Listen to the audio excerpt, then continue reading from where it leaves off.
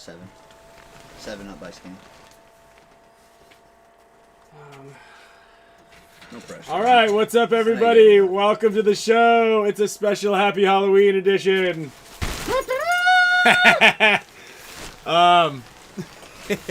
We got Blake Yarber in the house. This is a bit cumbersome. I don't know if I'm going to be able to do the whole show from this. Yeah, it might be kind of tough. You're committed now. It actually, it is. I am pot committed here. So I just don't know. Is it kind of weird? Because I can't see the screen. They can't see me. Ryan I guess people probably don't mind not being able to see. Just shake the head and make the, Are my the head arms look supposed like to come it's out of this talking. thing? Oh, yeah, hold on to this. There we go. Well, as you could see from the spooky intro graphic, that was all Kyle right there. That was good. That was good. Thank you. We hatched the idea last night. So yeah, welcome everybody. This is I'm just gonna kind of like be right here, so it feels like I'm in the show still. We got Blake Yarber in the house. Blake's on a little bit of vacay, an actual vacation. Yeah, coming down from the north, yeah. Where the snow is about to blow. Oh man, that must be tough. Hey, there's Patch. This is shout out to Patch, by the way. He gave this thing to me. He likes to give me the big stuff for Sloan, and then I have to like play with it and use it, and then yeah. Thanks Patch. But anyway, Halloween's coming around. Happy Halloween, guys. I've got some M&Ms for you. Yes. Let me just Yeah, you might have to just turn that thing off. yeah, let's just turn this off for a second. We'll turn it back on. We'll turn it back on. I thought you said it was gonna be fun in here. It is. You're eating M&Ms, aren't you? There you go. So yeah, big thanks to everybody for tuning in. This is the last episode before World Cup starts. This is the last episode of October. Layout drops tomorrow. We're gonna have a meeting with the NXL here at World Cup. We need layouts to be dropped on Tuesdays around 4:35 p.m. So that way we have something to talk about. You know what I mean?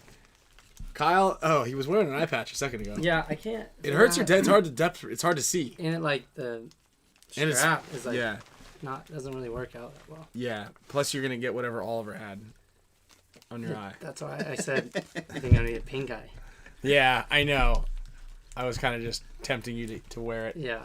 So, well, shout out to Blake for actually staying in character for the whole show so far. I mean, we're only 2 minutes in, and we've, yeah. Ryan always tries to school people in that the headgear will roast your melon as you're playing paintball. So we're gonna try it. We'll see how sharp I stayed during this whole episode.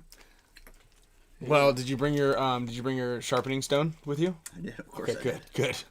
Then it should be no problem, huh, Blake?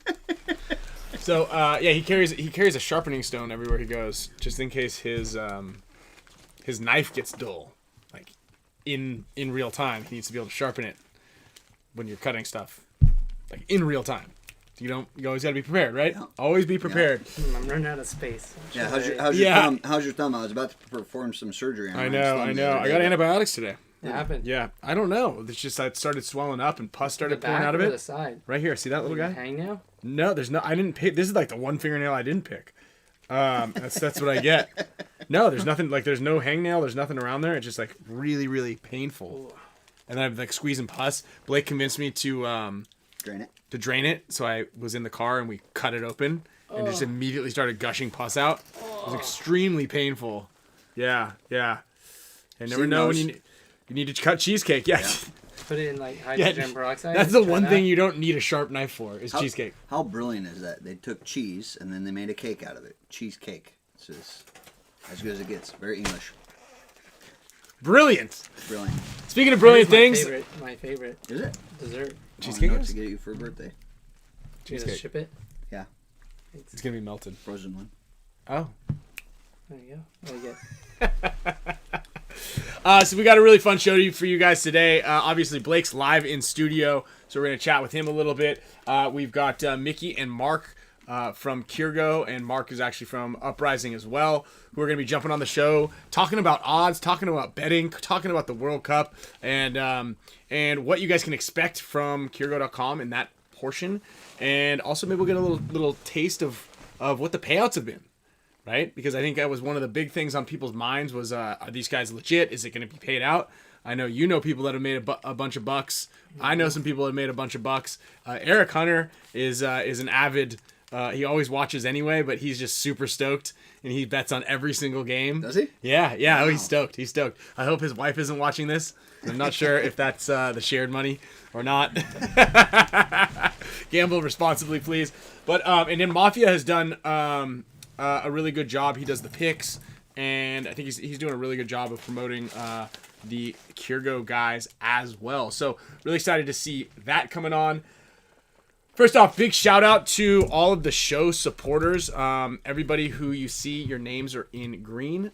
We really appreciate all of your support for you guys jumping in. And hold on. Wait, ready? Hit it now. Go. There we go. That was pretty good. You guys get that? That was pretty good, dude. That was pretty good. Pretty good. Let me know when you want to hit another one, and I'll fire it off. Yeah, I'll just be ready. All right, just be ready. So, also, yeah, actually, now I see Doc in here. Big shout out to Doc. Thank you, Doc, for helping out, and he's jumped on as our social media manager, nice. and he's been making sure that he's curating all the good clips to keep people engaged. And so we really big appreciation there to Mr. Doc handling that. Also, Rob Palomo, I hope I get to see you this weekend out in Texas. But big shout out for the mic. Our mic was a little dodgy, and he replaced it for us. Wow. And now we're sounding really good. So big thanks for you guys. And then again, everybody who's a supporter of the show, we really appreciate you guys, especially those down here on the bar. Gen X Global and Arfan. There is a link down in the description below. If you guys are going to World Cup, make sure you order your pods. There's a pod deal going on right now. Box of pods, pod bag, and pod caddy. So if you haven't won one on the show yet, make sure. A good way to get it is order it from Gen X, and it comes with a pod caddy. So click the link down there below. Also BFPgear.com for not only supporting Dynasty and paintball. Junior's a great guy. Jeannie's a great gal. That was a C. The mic, I bet that sounded great in there. Was that Cheez-It flavored beer? Is Cheez-Its on here? Hairy Cheez-Its? Ah, it's a Hafenweizen. Hafenweizen, Joffensbras. That sounded beautiful. It's alright. I got you mid-sentence. Did ABJ jump in the chat for the first time without saying ABJ first? Dang. Yeah, BFP Gear, thank you, Junior and Gina. Junior also, they sponsor the question of the day, so we're gonna have something for Mark from Uprising out here coming courtesy of BFPgear.com. Also, make sure you guys shop online at BFPgear.com. And like we said before, is any chance that you guys get to support a brand or a company who is supporting paintball in general, and even goes a step further by supporting your favorite player, content creator, your favorite team, whether it's Dynasty or it's Infamous or it's Diesel or whoever it is, make sure you guys support those brands and those companies. I think it's really important, especially if they're outside industry sponsors. For instance, NECTR and Pate Smith, who are out there, branching out and breaking through and getting into the paintball realm. And big shout out to those two guys, NECTR. We just actually got a big old box. Blake's gonna be stoked. Blake has acute narcolepsy, so these things keep him awake. He's not wrong. He sucks these things down. So these are coming to World Cup with us. If you guys want a sample from NECTR, we'll be out there. Also, of course, if you win anything, you're getting hooked up with NECTR stickers, NECTR products. So big thanks to those guys. And then finally, Pate and Pate Smith Law. Natural disasters, hurricanes, and fires, and anything insurance claims. Pate and the boys over there at Pate Smith Law are really helpful. They did we just get on the wire? Yeah, how was that on the wire right there? They'll help manage your claims. They negotiate and litigate your insurance claims, and they'll even review files. And if you guys have a claim that's pending, or if you guys have an idea, maybe possibly you guys had a little catastrophe or calamity on your property. Yeah, it's hard, dude. I don't know how to do it. But go ahead and hit up Pate Smith, and he'll give you guys a review and for free. and give you some pointers, tips. He's a great guy. He's fun to talk to. He's got that southern twang. Mm-hmm. So if you can get him on the phone, get him. Get him on there. Ones? What's that? You got any open ones? No, open it up, dude. Yeah, open it up. I mean, I'm sure we do. I feel like Kyle opens a new one every show, and then. Well, I take it home with me. And then he takes it home with him. Good. That's a good move. That's a good move. These are great for in your vehicle. I do a lot of driving, so I'm popping these on. And then also, let's give that shirt away. We have that shirt, the collab shirt. That's coming. This is on the wheel today. This is going on the wheel. This is the Tiger Wear Support Paintball. Pate Smith Law Tiger Wear collab. Smells minty, kind of like some nectar. Is it in that box? This is in the nectar box. So we're gonna make sure this is on the giveaway today. Great for driving. Ooh, Brayton printing out. And, oh, yeah, speaking of which, I keep meaning, thank you, Michael, for reminding me. I've also got, this is going to be on the giveaway bin. I think we're going to give this thing away for the big charity raffle, but this was made from Dan Smith. Long-time Dynasty supporter, long-time, it's got a little headband case. We'll even throw a headband inside of it. Wow. Yeah. The little 3D printed Dynasty headband case. So this is going to be going towards the charity drive, which will start in December. Along with that NECTR force that I'm using. Nice. Wow, really? Yeah. You're giving that away? Giving it away. Sweet. Charity. Wow, that's Giving it away to charity. That's cool, too. So yeah, anyway, that's the beginning. That's the beginning. Trying to make a tradition. I was seeing y'all before World Cup. Also, y'all sounding great. Go microphone. Hashtag. So Yarber, let's hear it. What brings you into town? How are things going? Yep. I brought a treat. How for much you. better is wherever you're living than San Diego? How's the hike? Oh, what'd you get? Yeah, you know, this has been hard because I've seen you for a week now straight, and I know you love beef jerky. I brought it all the way from home. You've had that in this Ziploc bag for? No, it's been in the refrigerator. Okay. Where'd it come from? Michigan. What refrigerator? Yeah, my hotel. What about when you're traveling? Well, I have a cooler right here, Kyle. Oh, okay. Dude, this is no joke. It just tastes like a big old piece of steak. This is delicious. I knew you'd love it. This is absolutely delicious. Yeah, so that was docket one for the show. Did you make this? No. He grew it. Yeah. Oh wow!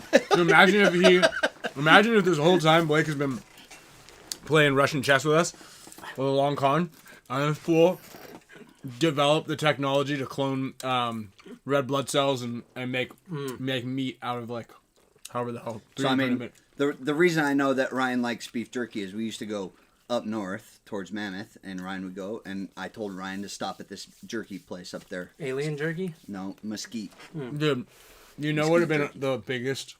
It would have been so good if you could have gotten us so good. I was just reading this and it goes, is it squirrel jerky? And what you should have said, yeah. Dude, when we were halfway through it, like, dude, it's delicious. And you were like, you know how I know Ryan likes squirrel jerky? Is because when we used to eat beef jerky up on the, we'd be like, excuse me, did you say squirrel jerky? Raccoon. So use that next time. Okay. So when Camille, give some to Camille. Yes. Oh, yeah, good move. Let's give some to Camille. Yep. And be like, I told you she would like it. And I go, I would never have guessed that she would have liked that. And she'll go, why wouldn't I like it? We'd be like, well, I don't know. I just figured like, well, squirrels and squirrel jerky is really common out in Michigan. But we didn't want to tell you because you wouldn't have eaten it. We'll get it. I didn't know you guys knew that squirrel jerky was common out there. Yeah, of course it is. People look like you with that hat on. Of course they eat squirrel jerky. Right? I mean, it sounds like Mason Antonini. You can say like dolphin jerky or something. No, squirrel. For sure. It's got to be squirrel or raccoon. Raccoon jerky. Raccoon jerky. Let's get it with the raccoon jerky. Opossum. Opossum. Yeah, so back to your question. Your question was how, I came in early, got to hang out with Ryan and the babies, got to meet the twins for the first time. Excellent. The kids are cool. Brought the baby, so it was a baby-a-thon over the weekend with the girls. We had practice over the weekend, went up to ASG, practiced aftermath. Had a good day against them Saturday, and then they really buckled down and played us very tight on Sunday and probably won more of the points. So what layout did you guys play? I don't know. Or just It was just like a random layout. Double snake. Had a double snake, like in a little inside, kind of to the V. I went and did drills on Thursday. I saw him setting up. Now that I think about it. Yeah. That feel a little crazy. Yeah, you know, for us, like actually, like as busy as it wasn't very like. It was kind of one dimensional. It was like, yeah, there wasn't a whole lot we can do. Plus, if you play the layout for 2 days straight, right. you're just kind of like, meh. Yeah. You know, definitely looking forward to the layout drop tomorrow. Not looking forward to the possibility of rain next weekend in Texas. What? 50%, 50-50. Oh, that's no problem for you. We're golden. We're golden. 50%, you know. 50%. So yeah, I don't know. It's I don't know, do you think it's gonna be another one of these kind of like fast fields that he's been cooking up lately, or do you think he's gonna make it? I mean, it's the big one, right? World Cup. So yeah, I do. A lot of pressure. Yeah. I feel like it'll be a mix. It won't be like quite like Atlantic City, I think. That was my least favorite field. Yeah, to be honest. I think so too. But I don't think it'll be something like that where it's like I felt like that field was almost like if it's 5-on-5, it's gonna be a 4-on-4. Like there's that trade out. Yeah, well, yeah. There's that trade out, and then there's that bunker of death. I just hope I don't have to play the bunker of death. That's all I care about. I just don't want to play that bunker of death. There's always one of them. And it's either me or it's Marcelo. I mean, what are I you think gonna put do? Archie in there. The bunker of death? Mm-hmm. Nah, he's big leagues, all of us. At like day 2 or 2.5, he goes, I don't know why you even moved me over anywhere else. You guys know where I'm going to be playing. I'm like, oh, yeah, good point. Put me in the bunker where I get space. Yeah, and then it's like basically me and Marcelo like eyeing each other down going, I'm not playing there. I'm not playing there. I don't want to play there. Nah. But yeah. Oh, also, I wanted to make a quick announcement. I forgot. Well, I didn't forget, but I didn't want to forget. I just did Joe Barrett's paintball passport. Oh, nice. Yeah, it was cool. He does a really good job with that. Mm-hmm. It was fun. It was really, really fun. There's a lot of stories that I'd kind of forgotten about, or I just haven't really been able to talk about. They just never came up. They had a great story about us eating goat. In Africa. I'll let you guys go over there. It's at the very end. It's a little anecdote about I climbed Mount Kilimanjaro without spoiling it. They bought a goat to sacrifice for the successful trip, and it was brutal. Yeah, it was brutal. And I was just one other little anecdote. I was wearing flip flops, and we were in like the shanty town of East Africa, and it was gnarly. And then we had to eat it. We didn't drink the raw blood, but we ate it, and it was not good. As a matter of fact, I think I have all the footage on one of these hard drives. I'll show you guys if you want it. When we went to Egypt together, I think they killed a goat right there, so I'm visualizing it. I did tell the Egypt story, and I said that was probably one of the lousiest places I've not ever been. I've been to lousier places, but like for a vacation, it's just like there's a high, which is the pyramids. Yeah. Which. You know, the Airbnb you got was unbelievable. Yeah, the pyramids were the backdrop. Yeah. Outside of the window there. It was unbelievable. Yeah, and then but the rest of it you guys sucked. said you loved that. Like you would move to there. To Egypt? Yeah. Everything was the same color. Everything was the color of a cardboard box. The entire city was the color of that cardboard box. You did get that epic photo. Dude. When you're like in the air. Mm-hmm. Is it a camel or a horse here? Well, dude, I mean that's the big thing. Well, we had both. We switched off between the camel and the horse. Mm-hmm. We were, and Oliver got that good one too, where he was like had the horse on the back, like rearing up. That's a hard thing to do. But yeah, that was a really cool experience there. I'm glad I did it, and it was worth the schlep of. But I mean the pyramids. You can't beat the pyramids. Pyramids that shit was not built by human beings. Yeah, it's unbelievable. Straight as an arrow. As you look down, you know, my carpenter eye was hitting it straight as an arrow. You were at the top? No, I was looking up the edge. Oh, wait, I thought when you said when you looked down. Actually, yeah, because I did say that I would. I was like, you're not allowed to go. Maybe I was saying look down the site. Oh. Yeah. Let me. I have it here. I'm gonna show. Are you allowed to climb up those things?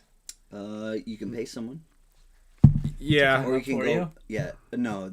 To legally let you climb them. I think is how that works. Or you just show up before or after hours and also illegally climb them. But so yeah, this you can climb them. This is pretty cool. Hold on, I'm gonna show you. What's the difference in the size of the sound? Like, is it you're having to pull yourself up? Or? Yeah, They're about waist high. So I'll put up a couple pictures here. Yeah, the local fair was pretty brutal. They liked me. They like to sell you stuff. Yeah, they like to harass me. No, thank you. No, thank you. Yeah, but come on. But like we would be walking together, and they would look at both of us, and they'd look at me, and then look straight at him, and be like, "That's the guy. That's the guy that's gonna buy something." He likes trinkets. He's a sucker. there's a sucker amongst the two of those. He's too nice to say no right away. We'll at least get his attention for 10 seconds. No, but I did want to show this video. Let's see, movie. Yeah, I want to show this picture. Can you send me the meeting ID for Zoom? Yeah.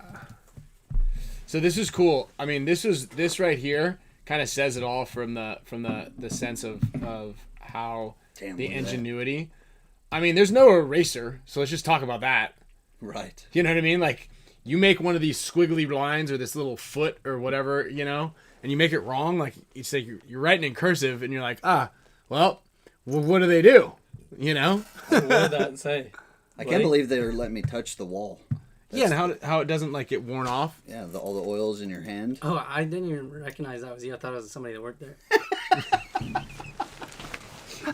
You didn't have a beard. Remember, Kyle? Remember that's when you used to. And by the way, that's Blake. Here I am. Where are we? And then I've got I'll send you that. Let me send you that thing here in a second. I'm gonna put up. What did that these say? Two. Who knows, dude? Who knows? That was just a test to see if Blake's I could been barely tricking us. I could barely read English. You could barely even say that. That too. Give me another beer. I probably won't be able to say. So let me pause this. Wow, I don't remember that. Yeah, so it's actually really cool. They let you kind of walk through. I mean, you get like pretty good access here. Walking through the pyramids. All right, man.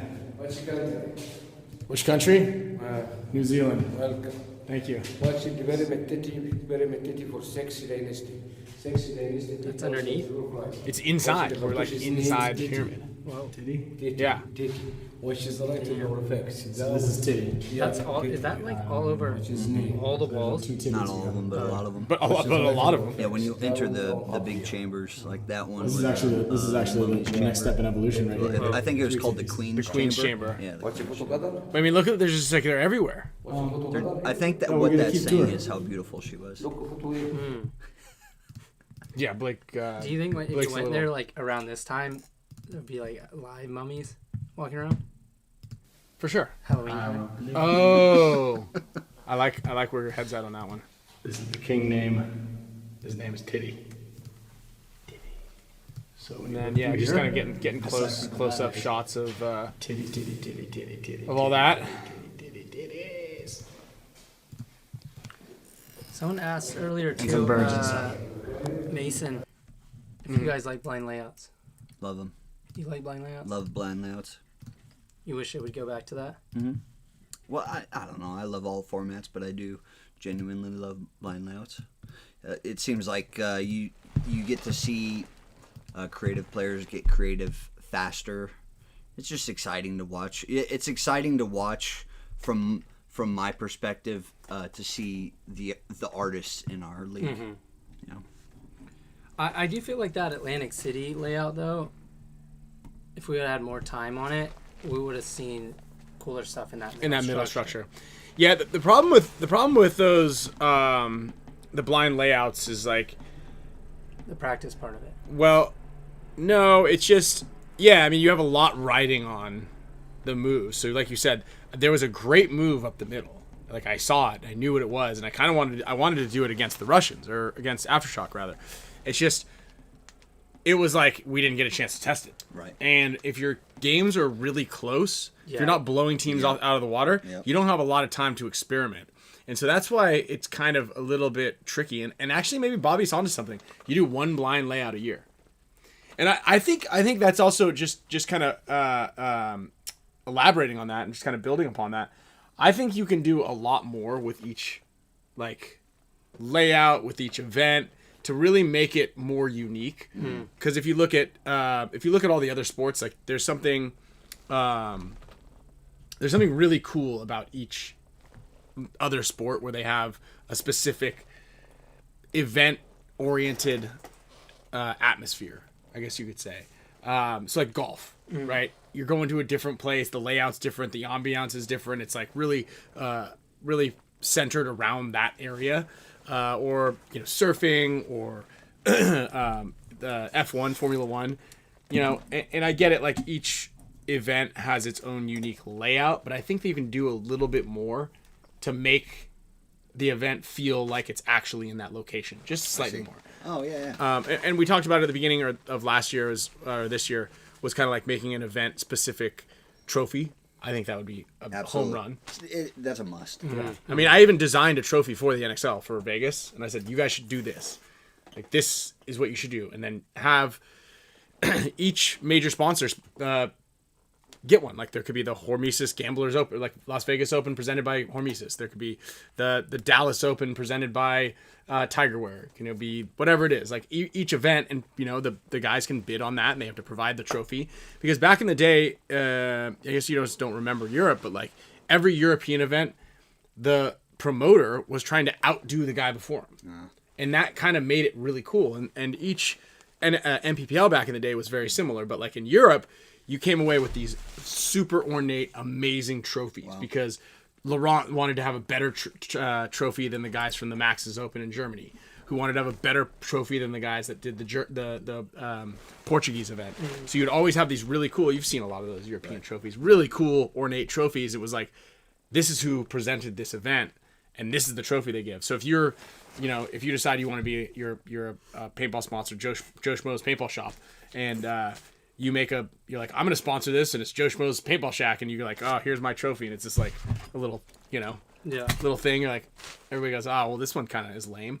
But there's a huge amount of marketing power in that because, and I pull like a little bit from surfing here, is there'll be like the Lexus Pipe Pro presented by Billabong.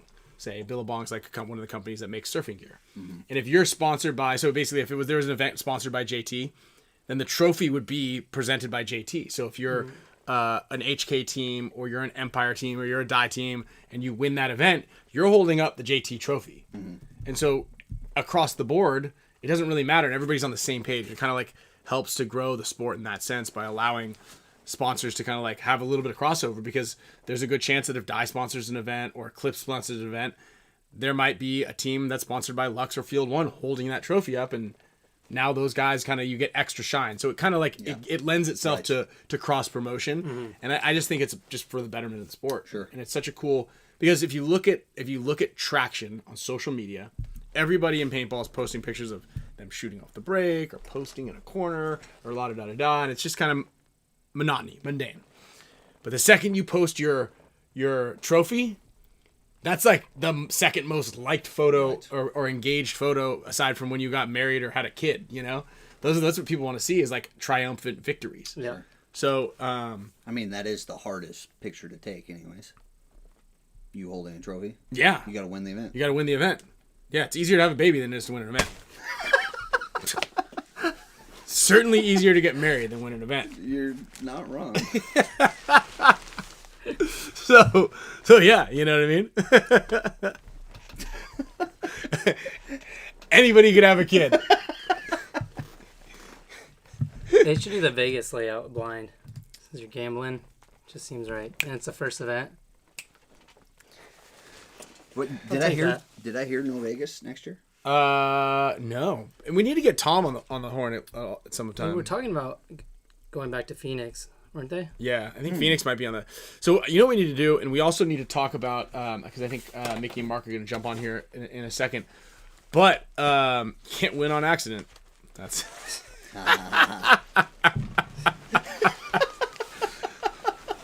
It took me an extra second. That was like a. Blake was just laughing because I said it, and then. Arfon from Gen X just said no Vegas, no Arizona. Oh, What? really? Where's the coldest, rainiest part of the United States in March? Antarctica. Antarctica open, baby. I think Antarctica is actually it's probably nicer. Yeah, It's not, this is summertime down there. A lot of light. They can definitely, you're not going to be playing in the dark. Yeah, those bunkers will Like really every pop. other event that we have to play. Bunkers will pop with that. 2 Florida events again. All right, racking up those miles. Washington. Let's go play the Washington Sunless Open. What also we need to talk about before the end of the event, or sorry, at the end of the day, is next week's show. We got to figure out when we're going to do next week's show. I just don't unpack from World Cup. Everything is going to be moldy. Florida again. They'll all be in Dallas next year, so you get one with no rain. I like that.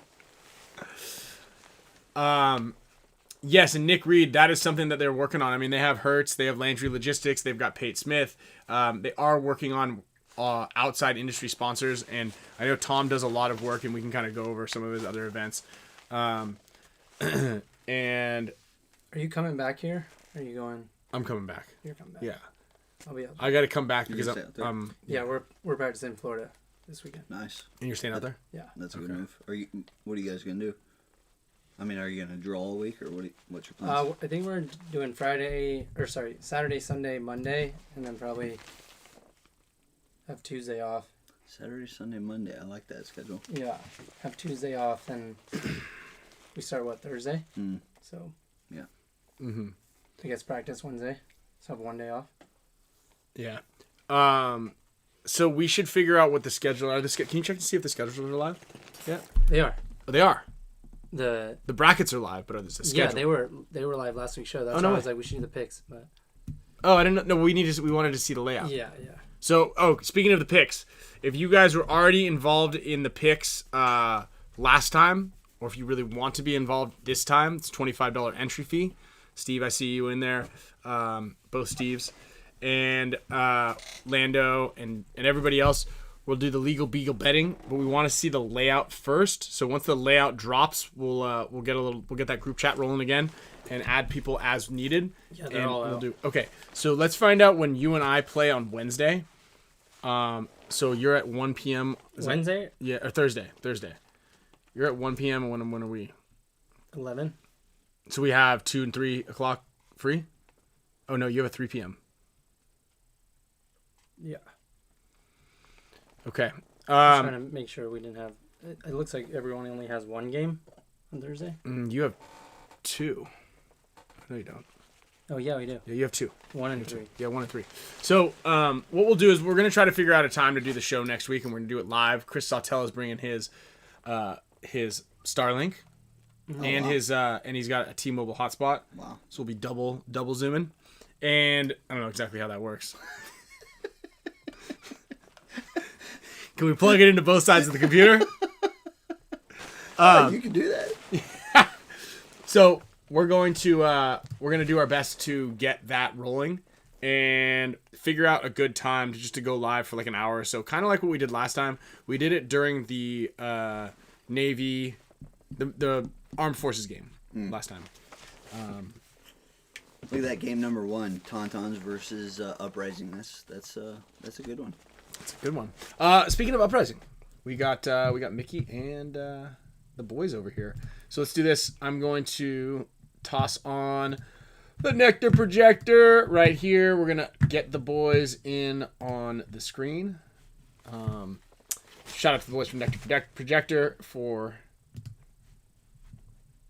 getting us zooming. Speaking of zooming, on here.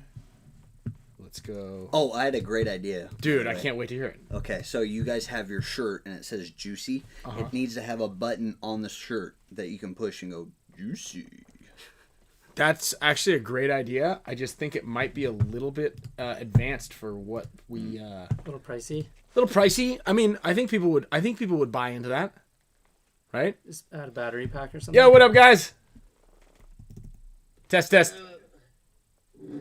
you see us or not? Yeah. I can see you, and I can see your colorful mic. Can you see us? Alright, good. there's so much chaos happening over here. I can't even. I like that microphone though that you just whap the top of it and it goes on and off. That's kind of Yeah, it's good. It's good except when you're not paying attention. See what I did there? Oh yeah. Sometimes I tap it. Oh, actually no, I can move this thing real quick. Yeah, what goes on over there? So, hey Dex. Yo Dex. Make it a little Yo, bigger. come here for a second. I got a special guest here. He's gonna say hello. Okay. Yo, we're live right now, so say hi to my people. Hey guys, What up, dude? what's up, my guys? My name is Dexter. So okay, Dex. Because it's hard to get a straight answer out of Mickey. Exactly what goes on over there? What do you guys got going? What's happening? Rock star living. Okay. Can we get Rock star living. okay? And are you guys in like what the living room, the family room, the part? What? How many rooms do you guys got in this place? It's 90 rooms in here. Yeah. We in room 34. Room 34. Okay. Yeah. And do you sleep in this house? Does anybody sleep in the house? I'm in room 21. 21. Okay.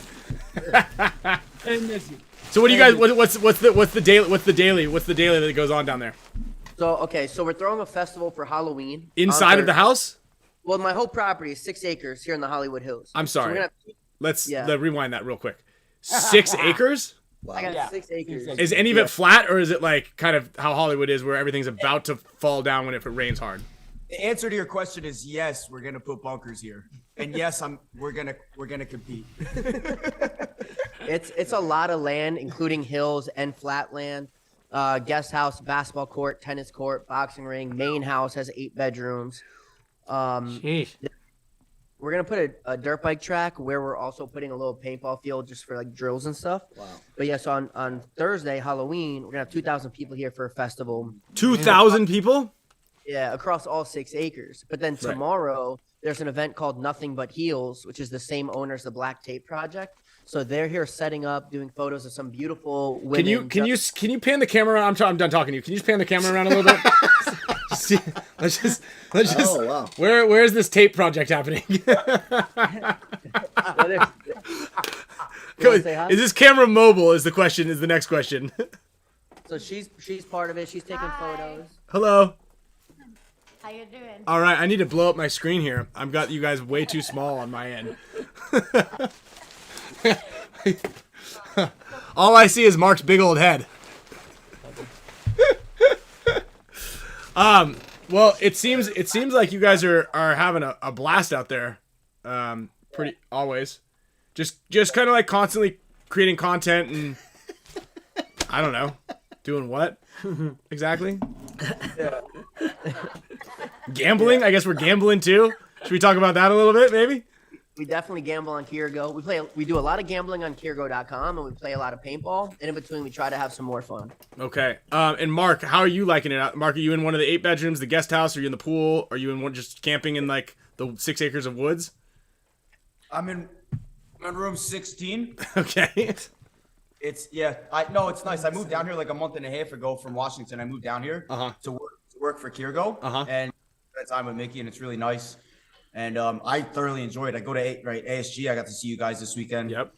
You know, and it's cool, man. For me, it's like, you know, every dream that I had growing up is like very cool. It's like now I get to do it, and it's amazing. It's really cool.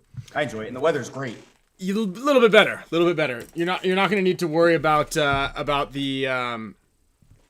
You're not going to have to worry about snow plowing this season. Correct. You're going to skip the snow plowing this season. Like for sure this season. Yeah, this weekend in Washington it was pouring rain. Everyone on Uprising was just playing in rain, and it was like I feel like it pours like 340 days out of the year. That's correct. Yeah, that's correct. That statistic's Great correct. tournament there. For sure. Can we get some stats on that for Kirgo? The over under on how many days it's going to rain in Where? How many where? Let me run the numbers. on Kirgo.com using code RG18 when you register. I take the over. I heard code RG18 is the best code to use. That is the best code. It gives you all the best perks for sure. Yeah, it ups you. Click the link down below. Oh, Nate Schrader said it was not raining the whole weekend. Nasty Nate in the chat. Nasty Nate in the chat. That's my dog. Yeah, he's crushing. Hey, well, actually, before we jump in there, because actually, now that Nate's in here, because I wouldn't mind getting his input on it as well. And this is from Junior at BFPGear.com. Sponsors a little question of the show. Mark, what would you say changed with Uprising, making it 2 rounds into Sunday? Good to meet you, by the way. Sorry that we're boring and not famous.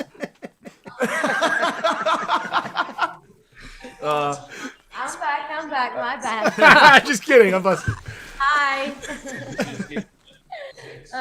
Yeah, I was just up to bedroom 86. So. 86. Gosh. Yeah. My math isn't as good as it used to be. What changed? I don't know. Honestly, it's no secret. Nate is incredible on the field, and he's off the field. He's unbelievably smart. And, I knew that. Obviously, I never played with him, but I watched him play. On Go Sports, I watch him play on the field all the time, and I already know that Nate is that guy that's going to send it, and he's going to blow the game open. Like, that's one thing that he's incredible at. You've been a big part of that, too. Like, this year, too. Like, your growth and skill level has gone, like, leaps and bounds, faster, better each tournament. I'd say more than a lot of players that were at your point, too. For sure. I appreciate hearing that a lot. It means a lot to me to hear that. Yeah, I don't I try to tell Mickey, like, I just literally just dedicated my entire life to paintball, and like anything it took to get better, I do my best to do, but I appreciate it, Yeah. How old are you? 31. 31. That's a great age. It's pretty good. My knees hurt a little bit, but we're doing our best. I actually started going to the gym. Ethan Castro lives 10 minutes down the street. So we started going to the gym together. It's actually really nice. Dude, stay out of the gym. That's the problem. That's why your knees hurt, is you're working out too much. That's what I'm saying. I just started going to the gym and my back feels better. I don't know. It's an intermediate temporary fix. Is what it's a fugazi. It's what your mind thinks is happening. You're like, look, I'm healthier. I'm going to the gym, and next thing you know, your knees hurt. So what is the fix? In all seriousness, how do you stay in shape? Dude, you just float under the radar. You're strong enough to lift some boxes, but not strong enough to help people move. He just goes surfing. Right. You put on black tights. And then when I lived here, there was a couple times I left the house and I forgot time. I came back in, I saw him doing push-ups in his room. I was like, I fucking knew it. He's like doing sit-ups on the floor. And I was like, I'm still here. Don't think that you don't ever work out. I'm watching you. I'm not going to the gym though. Going to the gym. Go to the ocean. You got the ocean I want to say the ocean from you is probably only like 5 miles, but that's LA. If you carry the 45 minutes and add the amount of bedrooms that you guys have, it's probably an hour and 20 minutes to get there. Maybe 2.5 to get 10 miles in LA anywhere. All right, still better than the rain in Washington. That's still better than jump in the ocean. You got to get in the gym. You got to get in the ocean. Get in the ocean. That's the key to longevity and surviving. I'm down. I want to learn how to surf anyway, so that sounds pretty Just good. throw some Brute sunscreen on the top of the head before you get out there. Oh my! Do you see this freaking thing? Look at this. Yeah, it's glowing. I know. We just did it, and I did it because I jumped on the freaking bandwagon, and my friend did it, and it's all like different colors, and it looks so terrible. Well, It's got all these like weird lines and like he's got get like up. You gotta get up closer. Yeah, get really close. Get really close. Oh shit! Wow. Yeah. Yeah. It's so fun. That's cool. I figured. What's happening there? I figured if I wanted to beat Marcelo at World Cup, I had to copy his style. Yeah. You missed a bunch of Your hair. hair's a little lighter. So does it just burn your head? Not surprisingly, it didn't burn. Huh. But Kyle started. I'm gonna get a haircut after this. Get a nice little. You're gonna get a haircut. Well, you got to make it look kind of okay. I like it when people who have hair shaved to like a number 1. They're like, I need to go get a haircut. What, when I'm done? To make it look okay. Yeah, thank you. Thank you for saying what. Sorry. You gotta use purple shampoo also to keep the color. What did I tell you? That's what she Purple said. Shampoo? Yeah, if you don't use the purple shampoo, I'm the one that started that, by the way, not Marcelo. And Oh, okay. Yeah. We So all I don't did know if after. you know Marcelo, but Look like a tiger. Kyle started it. but yeah, if you don't use the purple shampoo, Oh, right. the color will look like someone peed on your head. Kind of looks like it right now. That's literally what I said. I said, dude, I came out. I'm like, Ian, looks like I piss on my head. And you did that in-house, correct? Yeah, we just did it. Yeah, everyone's getting their hair done right now. Voluntarily, you asked him to actually do that, right? Yeah. You paid for that. Yeah. I actually thought you were just like they were like I thought he was just bald from far away. No. It'll be good. Hey, you guys look great this weekend. Really, what a cool place! What a cool place to be this weekend to watch. By the way, Right on.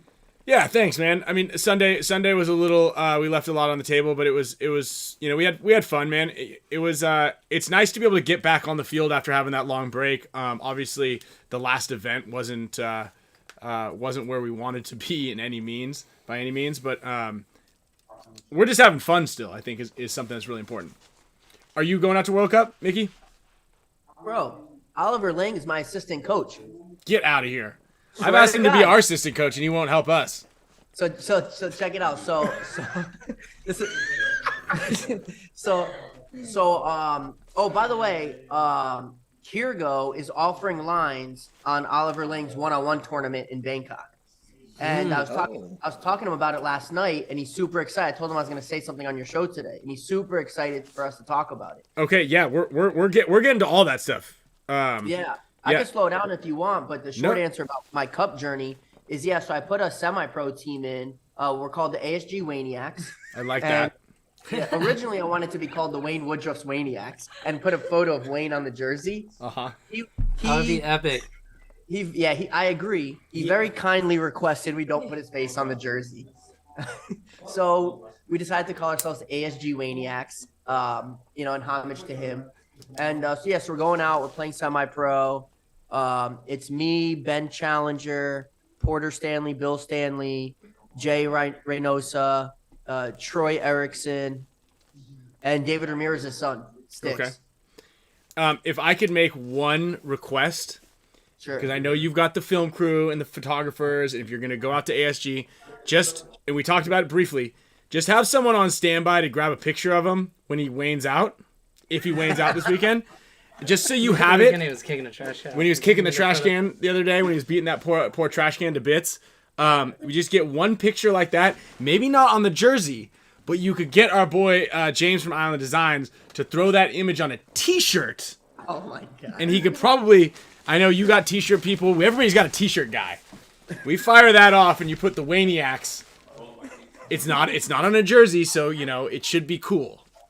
Yeah.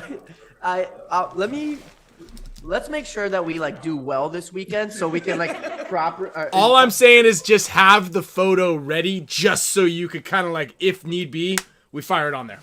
I'm gonna agree 100%. We're gonna be on. I'm gonna make sure there's gonna be 2 film crews following my team. I'm gonna make sure that they both are prepared for that moment if it happens. Right. And then if we do well, then I think Wayne will be okay with it, and it'll happen. Yeah. So I was talking to Oliver. So I went to the one-on-one when we played you. I think we. Oh, you still there? Yeah, I'm still there. Sorry, that was my bad. It's all right. So that time that me and Mark beat you in that one-on-one at SC Village a couple weeks ago. When you and Mark beat me in a one-on-one, so that already sounds like it was a 2-on-1. No, what do you mean? Where I was coaching and your boy Oliver was crooked Oliver. Yeah, I remember all that. Yeah, where he was giving me penalties and you guys were allowed to walk on the field and you guys were getting away with murder. Magnificent for life, by the way, were the winners. That's okay. That's okay. It's okay. I can accept a cheap defeat. We cheated. I'll give you that. I don't really remember those details. I know you don't. You were just rubbing the top of your head because you're seeing stars from how many times you got shot. I don't remember any of that. I was too busy focused on the trophy I took home. I think that's the first Magnificent is taken. I think that was the first time they've ever won. Yeah, Glorious is way up. But so we had talked. We had talked a bit about the one-on-one in Bangkok, and it was him. I can't even take credit. It was his idea to put betting lines for it on Kirgo. And it just made so much sense. And it was so like simple to digest as a consumer that I think it'd be easy to like put out there to the public. Like, I think it's even simpler as an uninformed gambler to get a hold of that as even entryway into like NXL betting, which we already have, as you know. So it just made a lot of sense. We started working on it. We're doing a collaborative section in the HORMESIS area, and whatever I can do to help bring my demographic of people that are visiting or trying to look for me to HORMESIS and other positive areas of paintball, I'm super stoked to just support. And with Oliver's help, he's been such a huge support in that opportunity. And I actually asked him, I go, would you want to play on the semi-pro team I have going into Cup? And we talked about it for a second, and we landed on he wants to be what I guess is titled the assistant coach to my team. So we'll be there. Well, let me know, because I've got all of his gear up in the rafters over here in my studio. Hey, that was a question that I had for you guys also. Like, how do you figure out the lines? Like, how do you guys put together the stats and what's the team look like who develops all that?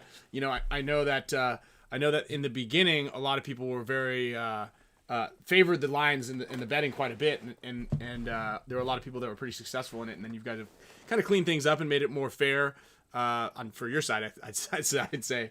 But where do you guys, if you were to do the HORMESIS one-on-one, like how would you favor someone in a one-on-one with the knowledge that you guys have? So for the one-on-one, it's interesting. That's like, there's a lot going on in the conversations there. That hasn't been like finalized yet. So that's a hard one to really give an answer on right now. Really. It's much different than whatever occurs for like the actual NXL. It's obviously completely different, right? It's not Ryan versus Kyle. It's not Dynasty versus AC Diesel. It's Ryan versus Kyle, which is a significant change. You know, there's a lot of different things to take into consideration. Mm-hmm. There is on the Kirgo end, so there was some very high-end sports executives that came from other casinos to Kirgo when Kirgo announced they were going to be building out new markets, such as paintball and what's next to be motocross and supercross, then X Games. So when this concept went public, a lot of executives were very keen to the idea of, we always wanted to venture into that. But a lot of these large commercialized casinos say, why fix if it ain't broke?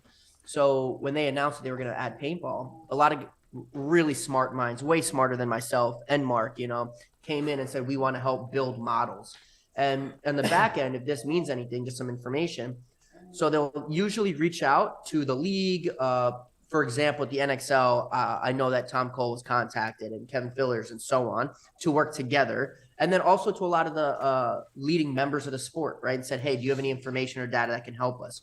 And in the beginning, it becomes much looser. Like, as you know, if you bet on paintball, you were guaranteed to make money, right? The bettors all made money basically the whole way. And over time, what happens is the data is building. So the models become tighter. And then once you have a relatively solid model, which is built on the previous data, then computers start to take over. So when too much money is bet on one side, it's a sign that goes, hey, as humans, we must have made an error. There must be something about the unfavorable team, the underdog, that we didn't see. So we adjust the payouts and the odds to incentivize people to bet both sides. Yeah, that part makes sense, right? That part of the algorithm makes total sense. I just do you guys have any other, aside from Mark, do you have any other paintball consultants working on kind of like to make sure that everything looks good? Like, oh wow, Dynasty shouldn't have this many points, or Diesel has too many or too little, or the true answer is yes, but I don't think Mark or I are allowed to say. No, that's fine. That's okay. Yeah. So someone was saying that they would like you to bring back the over/under bets. What was that about? I'm trying to remember. Talk about the first event. The first event where it was 11 markets, I think, the first event, and that means 11 different bets, which included the over/under, winner, first point, first kill, tournament winner, season winner, all those things. I think that was when it was like over under the total score of both, right? Right. So the total amount of points would be estimated at X. So the bet is, will it exceed that or go under that? That's the over/under. I think on that first event, it was kind of low. So probably a bunch of people won on that. That's why. Yeah, Back. a lot of people won a significant amount of money. Yeah. So it would make sense why people would ask us to bring it back. Yeah, I think it was like the biggest winner. 6.5 or something. Or Yeah, it was like 5.5, everyone. some of them. If you bet money, you won. Yeah. It's like obviously there's more 6.5. Yeah, because we had a friend. We've known Carter for I don't know how long you've been. They know Kenny and Carter. Yeah. Well, our buddy had never watched paintball. He's known us forever, and it's just like, you guys are lame. You know, paintball's lame. Like whatever, you know, and because he's a big golf guy. Yeah. And so Kenny did like 10. Yeah. So then he's like, oh, but he's a big time gambler. Golf? Really? What'd you say? She's making fun of him for watching golf. Mm. Oh, have you ever played paintball? I have played paintball, yeah. You have played. Yeah, when I was younger though. When you were young. Where are you from? I'm from the UK. UK. What part? Doncaster. It's like an hour from Manchester. You know that place? Mm-hmm. Oh, there we go. My wife is from. Speak up. My wife is from Watford. Are you sure about that? Are you sure? Yeah. My name's Blake. my name's Blake.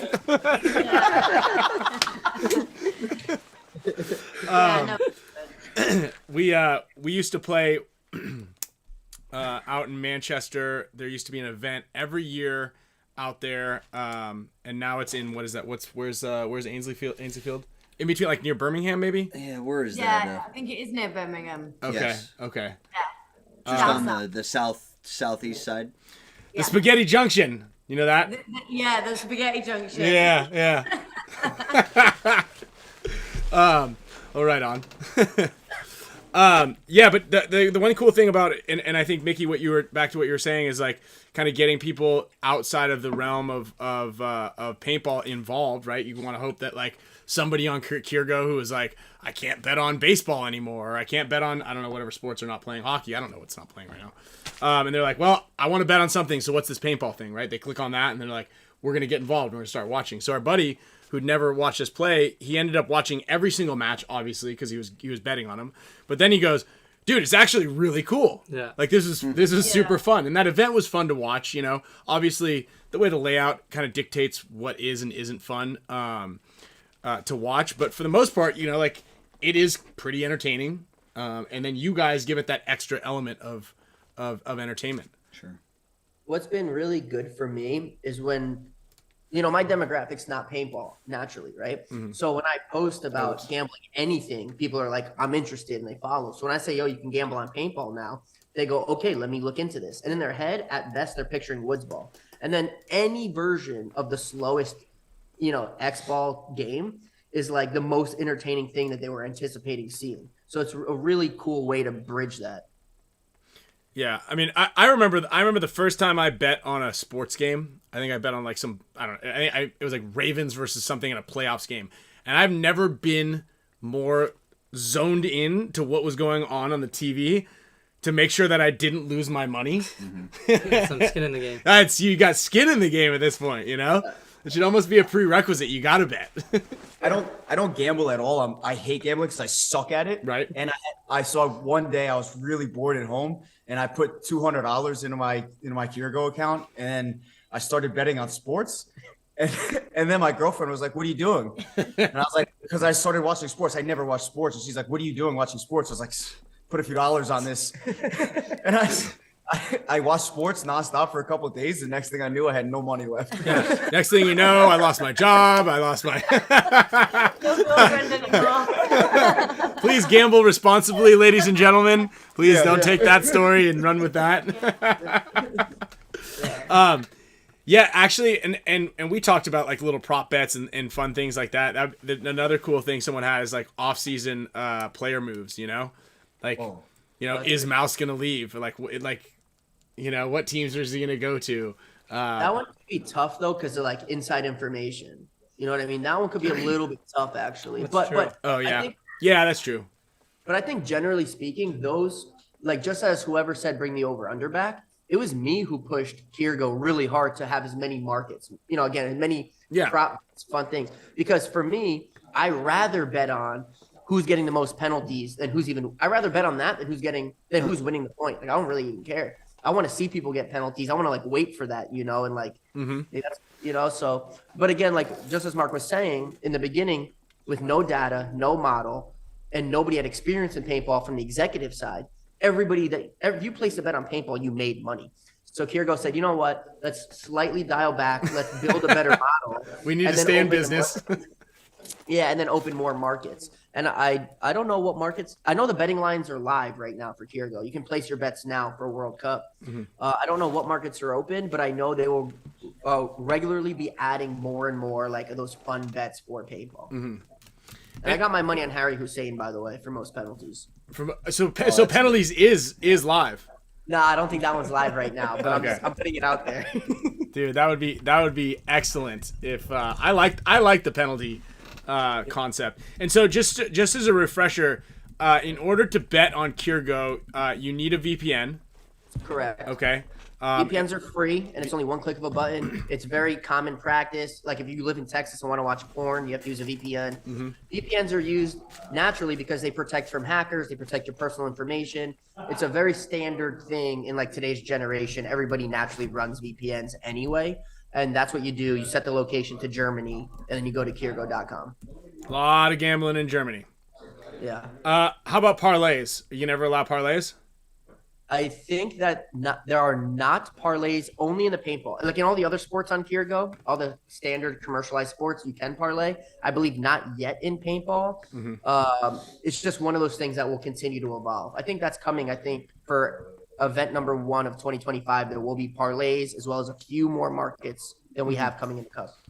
How much influence do you have personally on kind of what goes on and what other sports, like these side sports? It must be so cool to be able to go and into like an emerging sport market and be like, hey, this is a cool concept. This is what we're gonna do, and then be able to like use that as a cool like opportunity to get involved in these other sports and talk to people about that. But what like how much influence do you have in what goes on? Like me personally? Yeah, I guess we'll start with you, and then we'll go around the horn there and see. I'm sorry, what was your name again? I didn't get your name in the back. I'm Little Miss Loon. Little Miss Lou? Little Miss Loon, yeah. Miss is your middle name? Yeah, no, Okay. seriously. No, Okay. My ability to influence sports books to add emerging sports, I would say probably I have the biggest impact on that than anybody else, probably in the world. That's like a huge title, but I think I'm going to stand on that business. I would say probably the most. I probably have the most ability to influence that Okay. happen. It's pretty good. Okay. The most. Little Miss Lou, how about you? Wait, what's the question? How Repeat much the question. influence do you have on what goes on at Kirgo.com? They run everything by me first. Perfect. Excellent answer. Okay, so you're one ring above Mickey. And Mr. Mark? That's why I'm in room 89. And then Mark, you're just running the paintball side of things. I just run the paintball And side. the salon. Yeah, in the salon, and it turns out I'm no rings above them. Now that everybody's cards are on the table, you realize where you're at on the pecking order. Yeah. Mark has been not just incredibly instrumental in bringing paintball to Kirgo, but he's doing just an unbelievable job. He really is. He became irreplaceable in that arena for certain.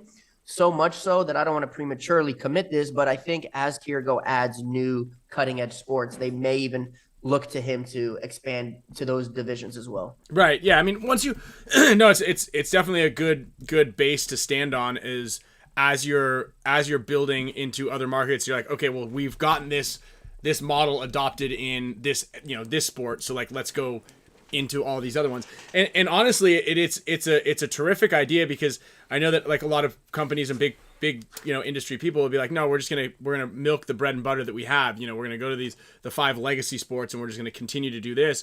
But at the end of the day, you gather more people onto your site is a win, right? And you're just kind of like hoping that there's like as much crossover as possible once people get in the door. So obviously having boots on the ground doing all that is pretty big. And you guys also bet on the election, we found out as well.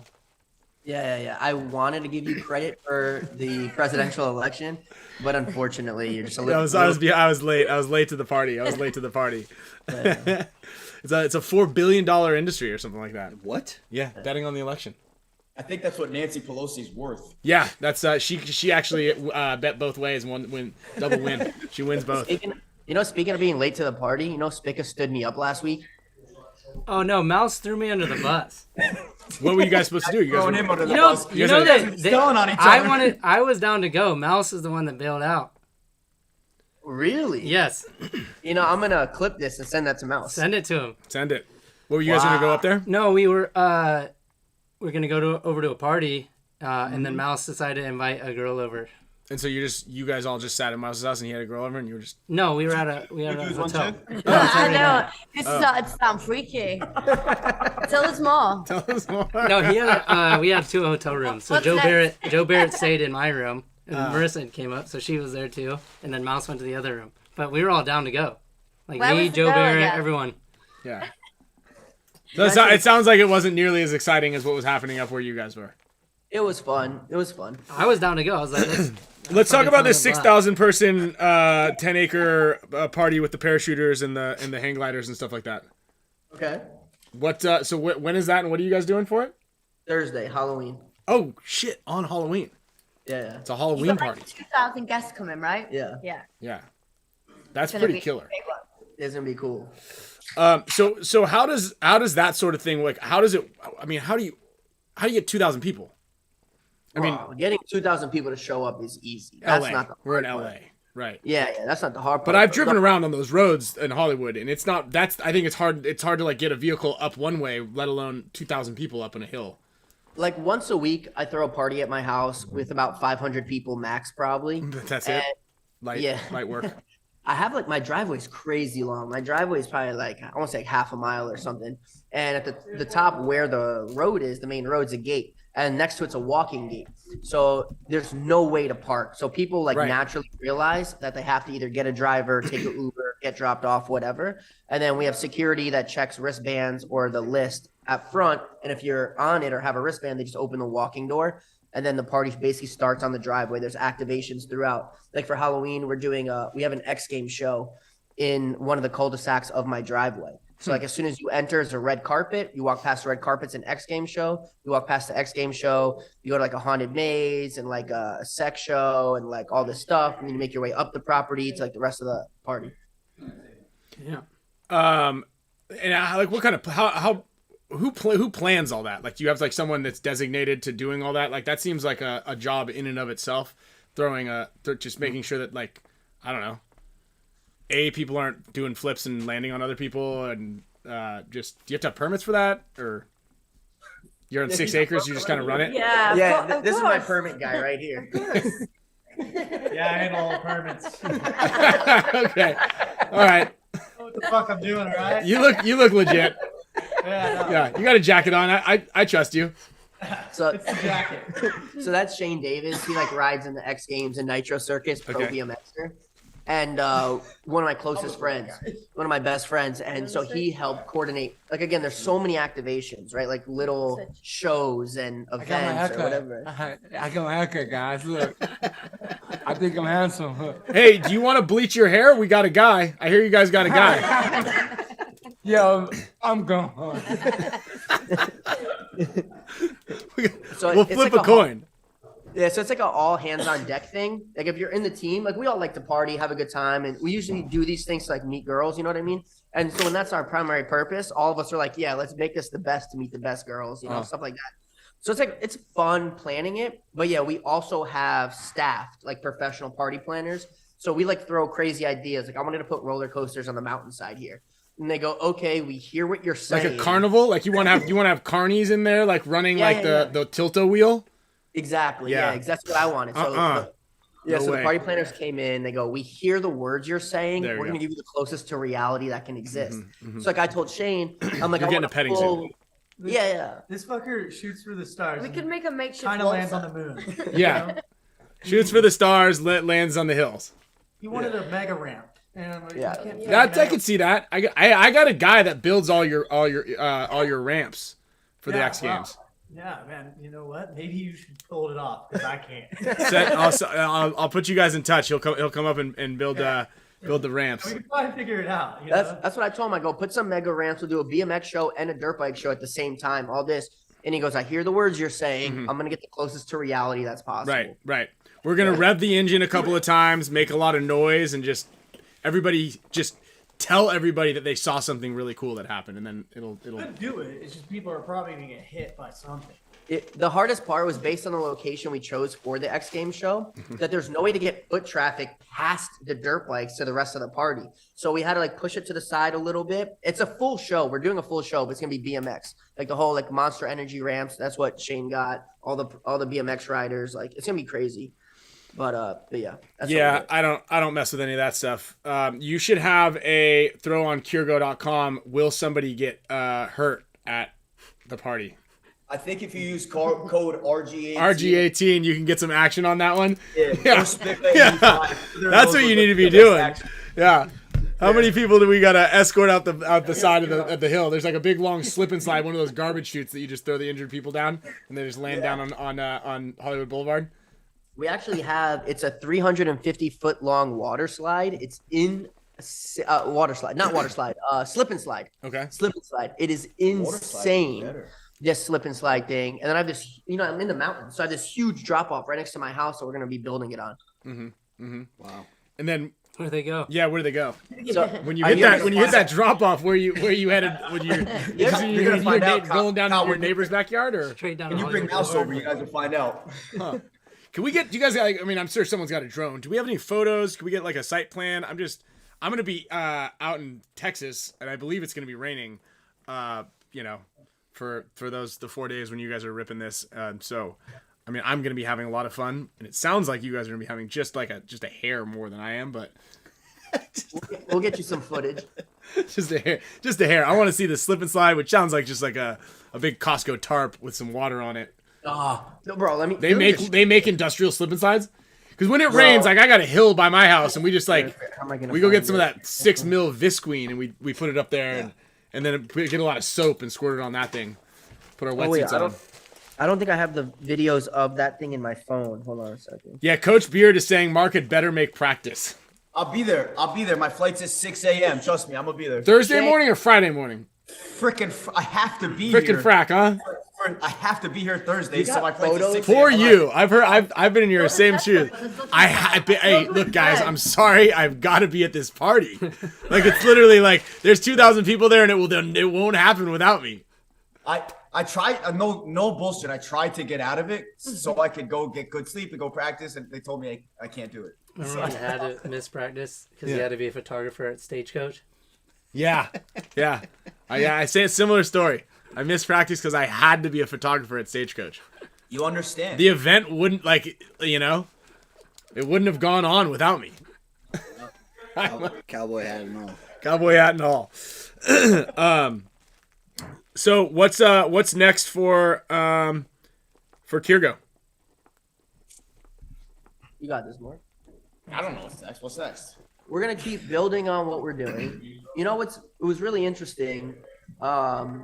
When I came into the sport or came back, whatever, I didn't realize when I was doing it, I was like super blinded because I just didn't know, right? You can't know till you know. Oh, hold on. Here's the slip and slide. You never know till you know. I don't know if you can see this. Oh shit! Wow. Yeah. Super legit. Yeah. Wait, that thing's running in your backyard right now? No. It's in my buddy's backyard. It's his.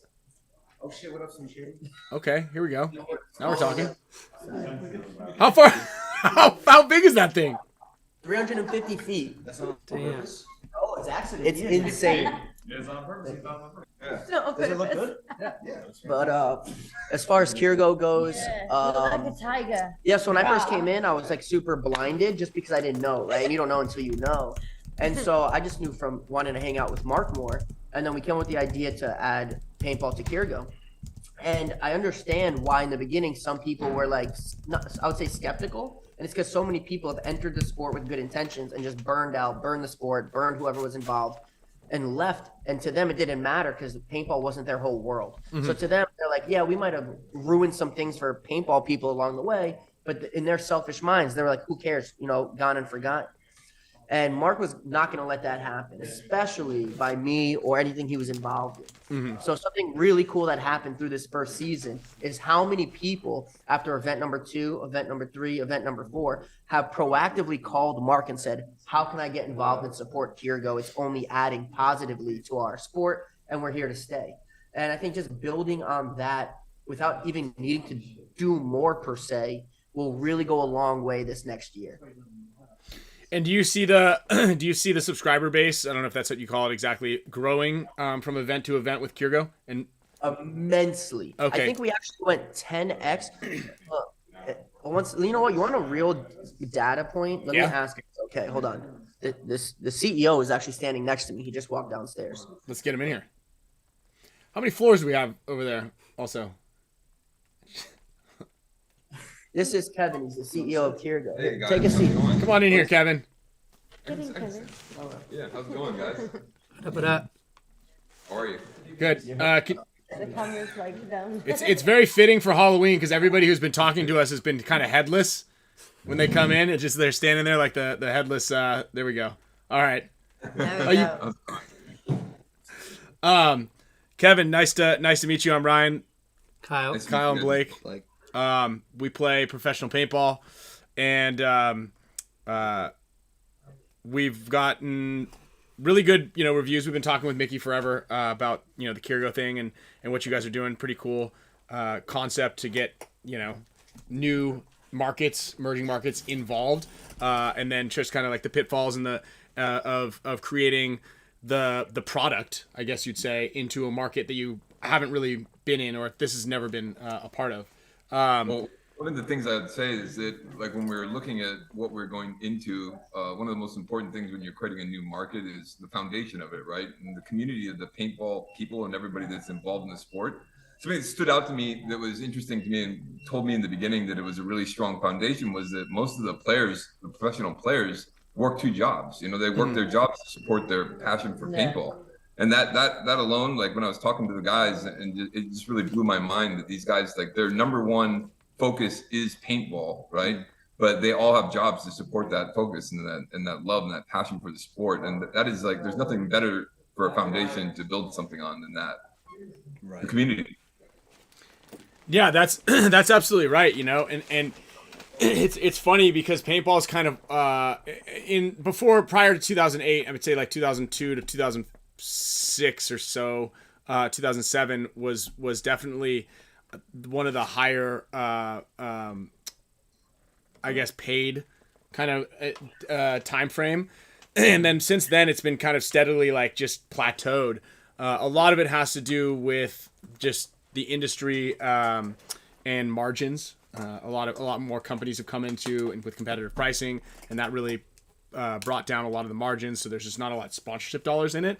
But it's very similar to like most other extreme sports were in their infancy, which is guys are doing this as a hobby and they're also really good at it. Some guys make a living at it, but for the most part, 80% of the league, 90%, right? I guess you're familiar with it, and obviously in your just with Kirgo in general, right? It's all about the exposure that you guys can get to bring on new customers, to onboard more new customers, people who are betting on another sport, possibly betting on paintball, and then just growing it in that organically side of things. Right. But you've seen growth, particularly in that paintball category? Oh, yeah, absolutely. Like, it's one of the fastest growing sports on our sport book, right? Oh, and wow. That's because, and Mickey kind of like led the charge of that. Just to be perfectly honest with you, before Mickey came along, I had no idea that it was a professional sport, and that's nothing, it's not a knock on it. No, of course not. Because the amount of eyeballs that you see, you don't see it on ESPN until recently, right? You don't see it typically across traditional channels, right? So once we looked at it and saw, like I said, the passion that people have for it, and I went to some of the tournaments with them and saw how many people show up and everything, and went, wow, there's something really here, right? There's just a great community of people. Everybody supports anyone that's trying to do good for the sport, as far as as the teams and everything like that, and the players, from our experience, right? And we've had a really good feedback from all the people that we've been working with, and we're doing our best to try. It's a little difficult when you deal with bureaucracy and some of the different, higher ups of certain things, right? But when you get support from the players, like, we'll take it. Absolutely. I wonder, do you guys have any data that tracks to see if any non-endemic players have been, or not players, I guess it would, non-endemic customers have been betting on paintball? So someone who was already who was onboarded before paintball got on, they're just like, I need to gamble on something right now. Do you guys have data on that? Have you had crossover or other people get betting? There's definitely crossover, but I think there's a lot of work to do, right? It's like in my mind, I think a part of the issue is, and that's what we're working on changing, is that to bet on something, you most of the time when people bet on something, they want to understand what they're betting on, right? The sport, for sure, right? Yeah. Zoom an edge, right? If they don't, informed. Right, exactly. If they don't know the players, then it makes it difficult to bet on. We've experienced this with different markets, like with the BKFC, for instance, which is like an emerging kind of sport as well, right? And people don't really know everything about it yet. Right. The more exposed, so the people that are passionate about it and that are already betting on it, know the players, those are the people that you bet on, right? And to get crossover, though, you have to get it's education. You got to educate. It's educating people on the sport, the players, the rules, everything else, right? And once you can do that, education is probably the hardest part of creating any market, right? And then once you can do that, though, then it kind of creates like a snowball effect. Right. So we're working on that. Yeah.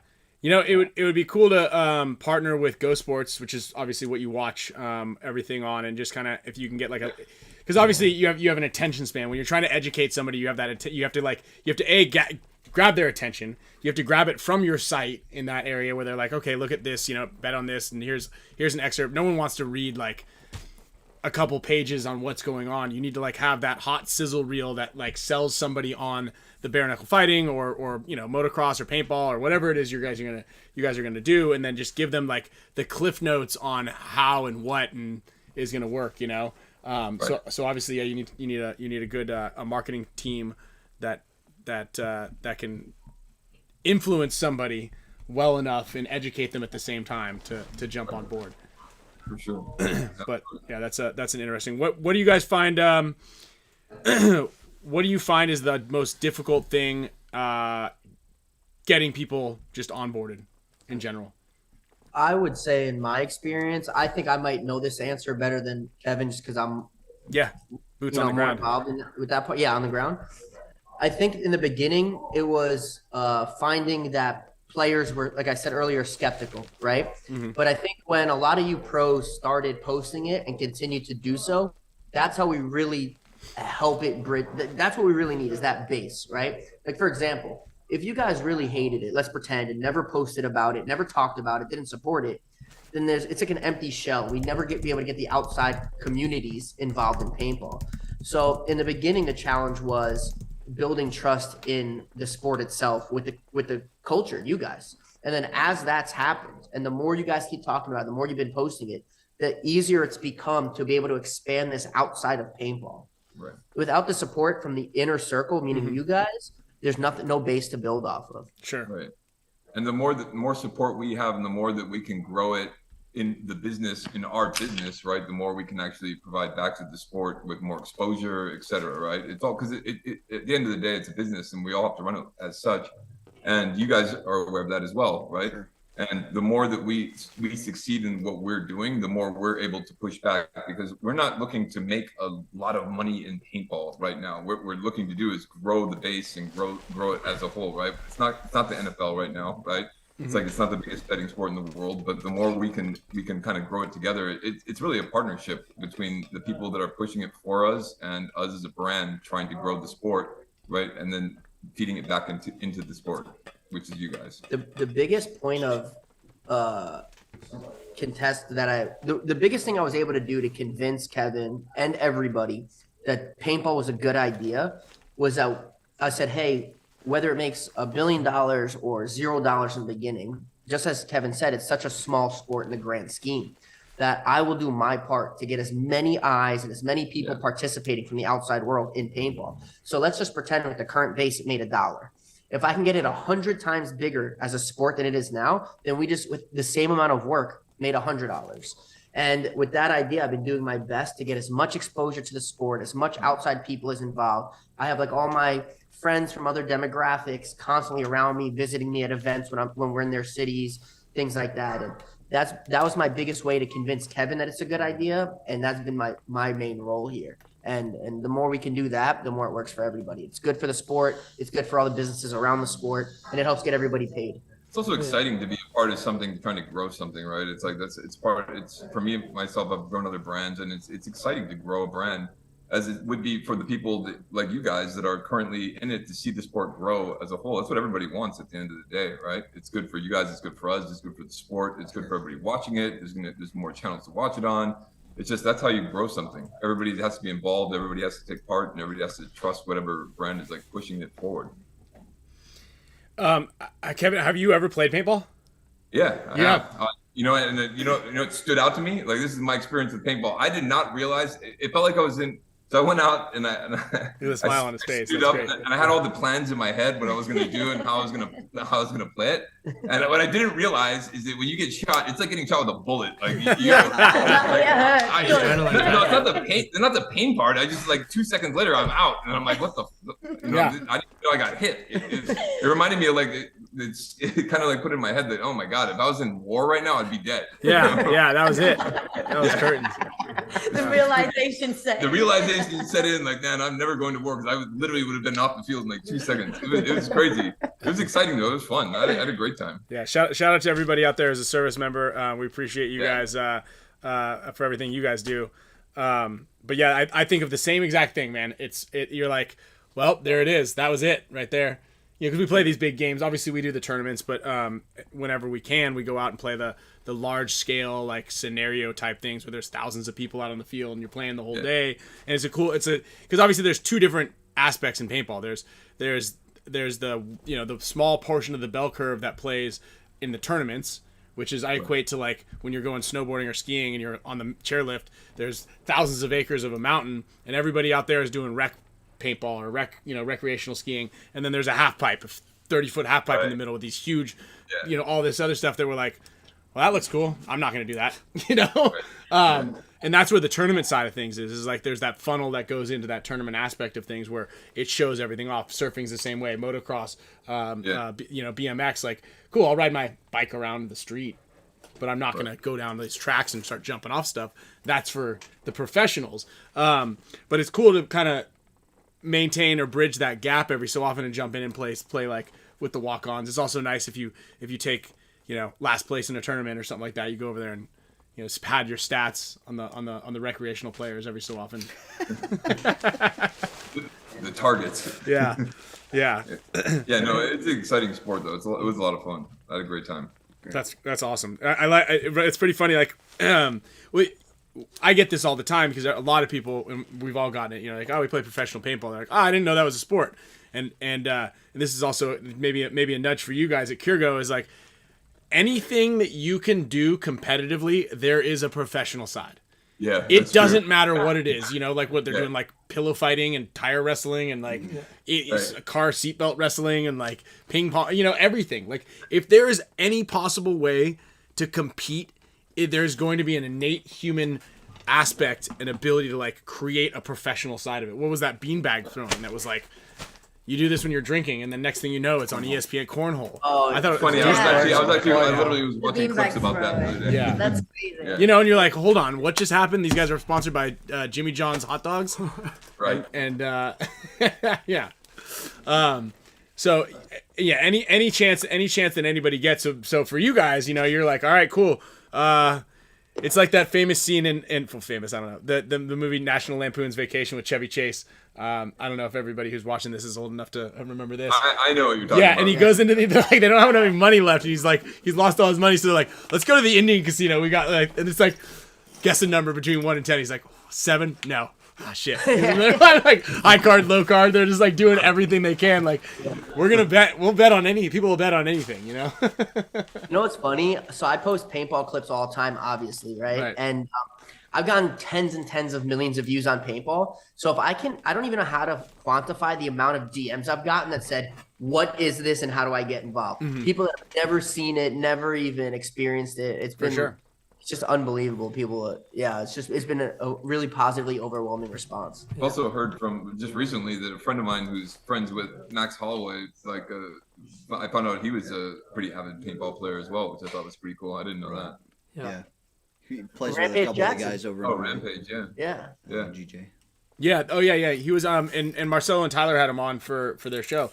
I mean, it's pretty cool. He works with us. Like actually, He's a with huge Kirgo. huge Kirgo partner. Oh, really? Yeah, I talked to Rampage like an hour ago actually. Yeah. Me, him, and Shane just flew to Salt Lake together. Yeah. Oh, killer. Yeah. We were one of the sponsors of the karate combat thing, so they all went nuts. Okay, I was wondering what was in Salt Lake. I'm like, all right, that sounds like that's a Yeah. killer one. You're throwing a 2,000 persons party. I don't know if your parties go over as well in Salt Lake as they do here. Kirgo is one of the title sponsors for Karate Combat, so they had me, Rampage, and Shane go up there and just show some love, get involved. Actually, super cool experience. Killer. Yeah, we're all about the smaller sports and like smaller communities and kind of growing stuff together. So we think it's amazing. Love that. Mickey, who can we expect to see at World Cup? Some local celebs. There will definitely be some local mostly I think from South Florida. I don't want to over name drop, but I'll give you one. He came with me to World Cup last year. I don't know if you ever seen the meme page Funny Degenerate. Oh yeah, he's great. You should Kyle? check it out. Funny Degenerate. Maybe. He's coming. He came with me last year. He actually lives like 5 minutes away from the event. So he'll be with me this year. There'll be a lot of EDC's happening that weekend. That's right. That is right. There'll be a lot of Florida celebrities stopping by to show some love at Cup. They'll come by our booth. Again, our booth is going to be in the HORMESIS tent. So anybody trying to see us, definitely come to HORMESIS area. Okay. And what are your socials, Mickey? Everything is at Dirty Goth Boy and Boys BOI, but my main Instagram is down right now, so I've been using at Not Mickey Mace. Okay, I saw that one. Yeah, Not Mickey Mace. Not Mickey Mace. That looks really good. Thank you. Fresh. All right, he's back. He's back. Are you gonna? What? I swear, every time you come on, it's great because it makes us seem like we're the funniest guys anybody's ever met. This guy's just laughing at everything we say. He's like the best paintball players in the world. Him in the middle. Yeah. This guy right here. He's my guy. He is. He is. If you need an electric fence tested, this is the guy. Bro, he's my guy. But when I do the chicken head, I just look at him and he just get the rolling like that fucking guy in the dot. Like, get a little closer. I love a good time. You're my man, dude. Yo, thanks a lot, man. I can't wait to, just. Are you gonna play paintball or are you just? I'll kick your asses to ping pong. Yeah. Right. Yeah. We'll do both. We'll live stream it. Me and Dex versus all you guys. Ping pong. Oh Paintball. my god. I never been paintballing. No, you can come out with us. There we go. You can wear your white Worried getup. about saying something stupid. Bro, it's the hardest. I It's the don't have hardest to be shit worried ever, dog. anymore. I got smoked in like 2 minutes playing. Yeah, it sounds like Little Miss Loon might be just a little bit better than you.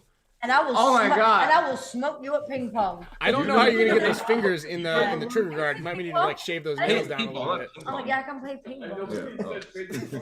But I mean, I was smoking at ping pong too. You think we were talking about ping pong? No, he did. Oh, he did. I guess we could be Let's ping pong rewind. ping pong stars. Yeah, very, right, very let's much go. so. We're all back in the room. Well, right on, man. Anything else you I guys just wanna say- got cooking or what? Did Mark I just just dip? wanna Did you say- go take a nap? I just want to say you guys are incredible. I don't know you guys, but I just want to say you guys are incredible. And I can't wait to just meet y'all. Dude, You yeah, little. right. Yeah. We'll bring This this is my guy. guy. We'll Make bring- sure I you know who bring- you're talking to. I know exactly who you're talking to. Bring, if you don't come, You guys are welcome anytime as long as you bring the guy with the beard. gotta be him. I'm there. Gotta bring him. You got to bring him.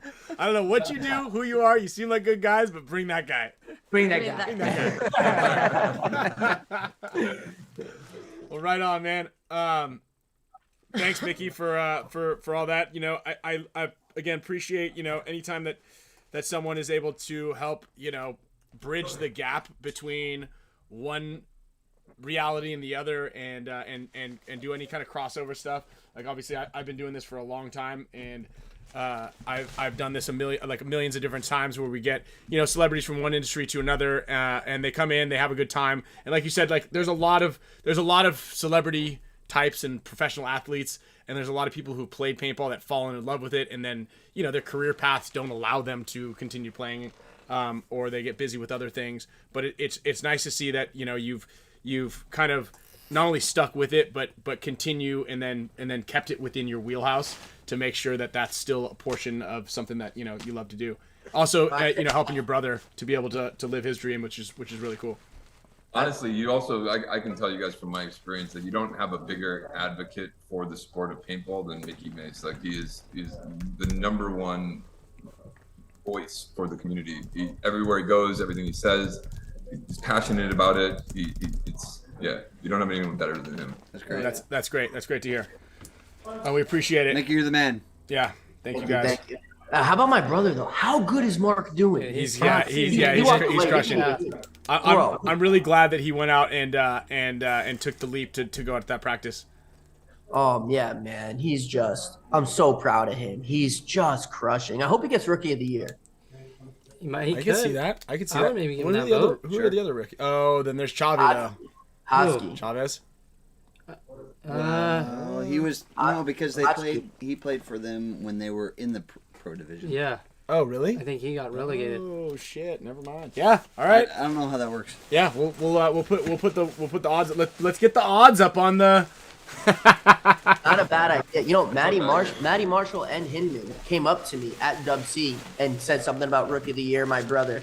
Just like in conversation, you know, just like neutrally, just brought it up, and wow, that'd be so cool. It would mean the world to him, and I think he really earned it. Yeah, he's playing. I mean, how fast his growth has been is like you don't usually typically see that, like event after event, like substantially better. Yeah, it was pretty cool. Yeah. Peking Indo says Hosky's in there as well.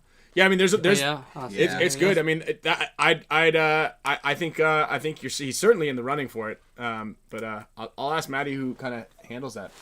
That's a cool idea. I wonder when they probably announce it after World Cup or something. Yeah, if they do. They'll do it at the show in Vegas. Combine or whatever. Yeah. No, the summit. The summit in Vegas. Well, there might not be a Vegas. Yeah. Oh boy, here we go. That's the one we went to? Yeah, so he came to me. Kevin and I went last year. That was cool. Yeah, that was a cool event. They did a really good job with that. Yeah. Maybe they'll do it in Orlando. Maybe we'll do it in an Orlando convention at Disney Center. On downtown Disney. Yeah, downtown Disney. Cool. Next year. Well, all right, man. Well, we're gonna get cooking over here. But again, thanks a lot. I'll see you. Have fun on Thursday. Kev, are you going on Thursday? You gonna be at the party? Yeah. You gotta be. Are you in one of the rooms? Also, what room are you in? No, we're sponsoring the thing. He lives up the street. He's got his own house. He's got his own house. You're not in one of those 50 rooms. Is that guy got COVID or what's happening with him? No, he's actually this guy is silent. Actually, he's one of the biggest graphic designers, artists. Like he's incredible. Hell yeah! Does work for Louis Vuitton. Let's go. Everything. Pleasure to be here with y'all. You guys are fantastic ping pong players, I heard. Oh yeah. So he does talk. Tournament. If you can make it out for this party, it's gonna be fucking epic. Yeah, so, yeah. If you guys get the chance. If he's got that slip and slide, you never know who ends up. That's right. You never. Just say, take the slip and slide. It's a one-way ticket. I don't know where you're gonna end up. If you're coming back, it's all up to you. Have fun. Jump on in. Yep. All right, well, right on, guys. Thank you. Peace. Later. Good to meet y'all. Thanks, Mickey. Well, cool. Yeah. That was pretty sweet. Yeah. If you're, I don't know how you get to the guest list, but if I were here and I didn't have a 5-year-old that I was trick-or-treating with on Thursday evening, I would for sure think about possibly going all the way up to LA to go to that party. But I don't know if you're going to be, if you dress up like Blake, get really close to the camera, just dress up like Blake and go to that party and be like, I'm the guy that was on the show. I'm the paint. Call what was that? What was the guy funny? Dexter. Famous Dex. Tell famous Dex that I'm here and it's time to party. Just sound the horn. Sound the horn at the gates. Hit the. Let me turn this thing off. Hit the horn. Ready? 1, 2, 3. Yeah, that was cool, man. I don't know. Do you guys know who any of famous Dex is? Yeah, a bunch of people. Oh, really? Yeah. What does he do? He raps. Mm-hmm. Sick. I mean, he's not rapping in that state. Whatever he was, he's rapping. He's gonna be rapping up in the sheets. You probably heard a song with it, maybe. Really? Yeah. No way. He's got a very distinct voice. Yeah. Yeah. Humbles. No. That was cool. I mean, that good, dude. And that's, we said it before, but dude, it's so cool that Mickey came on, and he is, like you said, bridging that gap. I think we need more people whenever we can. Yeah, 20 Blakes roll up to the to the party. Hey, I'm Blake. But it's what we need, right? Yeah. Like we're stuck in this limbo, and like there's so many famous people. Like we've had, Marcelo and Tyler had, what's his name? Yeah, him, and they had David Montgomery on. Mm-hmm. They had Tony Hawk's son just went on. Mm-hmm. They're doing such a good job. I think Elon Musk, he's coming on our show. But we got that, that guy. We got Blake. That guy. But it's so important that people constantly mention paintball as much as they can, because the right person might hear about it, right? And we've been through that role before. Like we did the thing with like Travis Pastrana back in the day. We did a thing with like all these really famous BMX riders. We've done things with like a bunch of famous skateboarders. And it's kind of like one of those things where they come. I think Ryan Sheckler at one point in time, we played paintball a bunch, but they come in, they get their thing, and this is the tricky thing with the YouTube influencer guys, because the HK guys did that stuff with FaZe Clan, which has got a huge demographic, and they show up, they play paintball, they love it, they're in it, and then they're like, we got to do our own job, our real stuff, Yeah. So it's getting somebody who's constantly. Borgor in it. We got Borgor, Steve Aoki were in it. We had to go to that awesome World Cup thing, or backstage. Yeah, doing it again this year. Doing it again this year. With Borgor? No, I don't think. Well, if he's at EDC, yeah, but we got the connect there again. Oh yeah. Oh yeah. On Sunday night. Oh, trick or treat! Come here. Wait, go put your thing on. No. What? You can't. You don't get candy if you don't put your thing on. Oh, keep the door open, honey. It's cold. Well, maybe you should put your Tinkerbell costume on. What is that? My horn. You want to give it a go?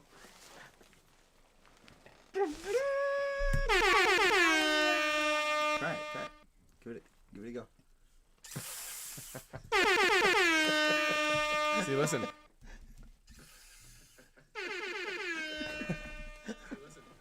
That's so loud. Yeah. It's one of the loudest horns in the world.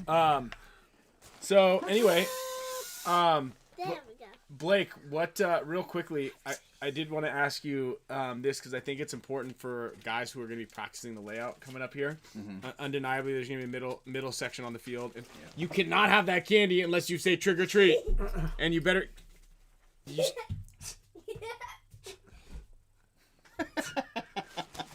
Leave it open. How did she know where it was? Wow, man, there goes the internet probably. You want to open that? Yeah. Yeah. Okay. Well, there goes the candy. I checked the cord with. Yeah. When we had a little. Can you give everybody like a little piece of advice on playing the middle, like what, and then trial and error? I mean, I made that joke about testing the fence there a little bit, but I think that's like an important analogy. And C, beard grooming. Yeah, and then finally right. Like, well, I mean, you'd have to go to Sandy Toes, old Kyle over there at Field 1 booth. Get a little closer. Yeah, Kyle will square your way on the beard. I do have a good beer balm for that.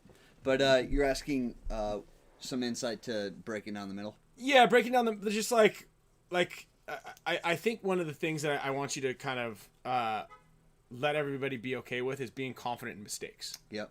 Right? And so kind of like take us through the process of practicing and like again testing the fence, and then how to do that, and then like kind of like the branch off from where your position might be, because you find yourself oftentimes like as the number one in the Doritos, as the number one in the snake sometimes, like because when you get to that center spot and bad things have happened, you've got to have a plan B. Yeah, I mean, I think if in the perfect world you you would go in as a number one on the Dorito side and experience, and obviously it only works if you're practicing against another person that is good in the middle, because then you get to see how effective the middle is up against someone on the Dorito side, and you do want to carry one of these. I think seem more fitting for you. Yeah, I think Nothing's pretty cool. Yeah, this is where Kyle's going with it. But same thing on the snake side. You know, you have to go in on the attack against someone who's good in the middle, and then from that knowledge, then you apply it to your middle game. And then what would you say to people who are kind of like reluctant to go up there? Because a lot of people don't like going. I don't like going up the middle. Right. So what, like, it's almost like playing the number one on the snake and then playing up the middle is almost a guaranteed surefire way to earn yourself some playing time. You know, because not a lot of people want to play either one of those two positions. Everybody wants to play the number two. Everybody wants to play the number three, and everybody after that, I think number one on the Dorito side is like the next most sought after spot. Yeah. I think that the two spots on the field that are some of the more difficult, and the most. I mean, I think up the middle is like where the most variables are. Like you don't know which way do I look. Like what happens if I lose a guy here? What happens if this is the count? Right. But like talk about just kind of just constantly going up there and.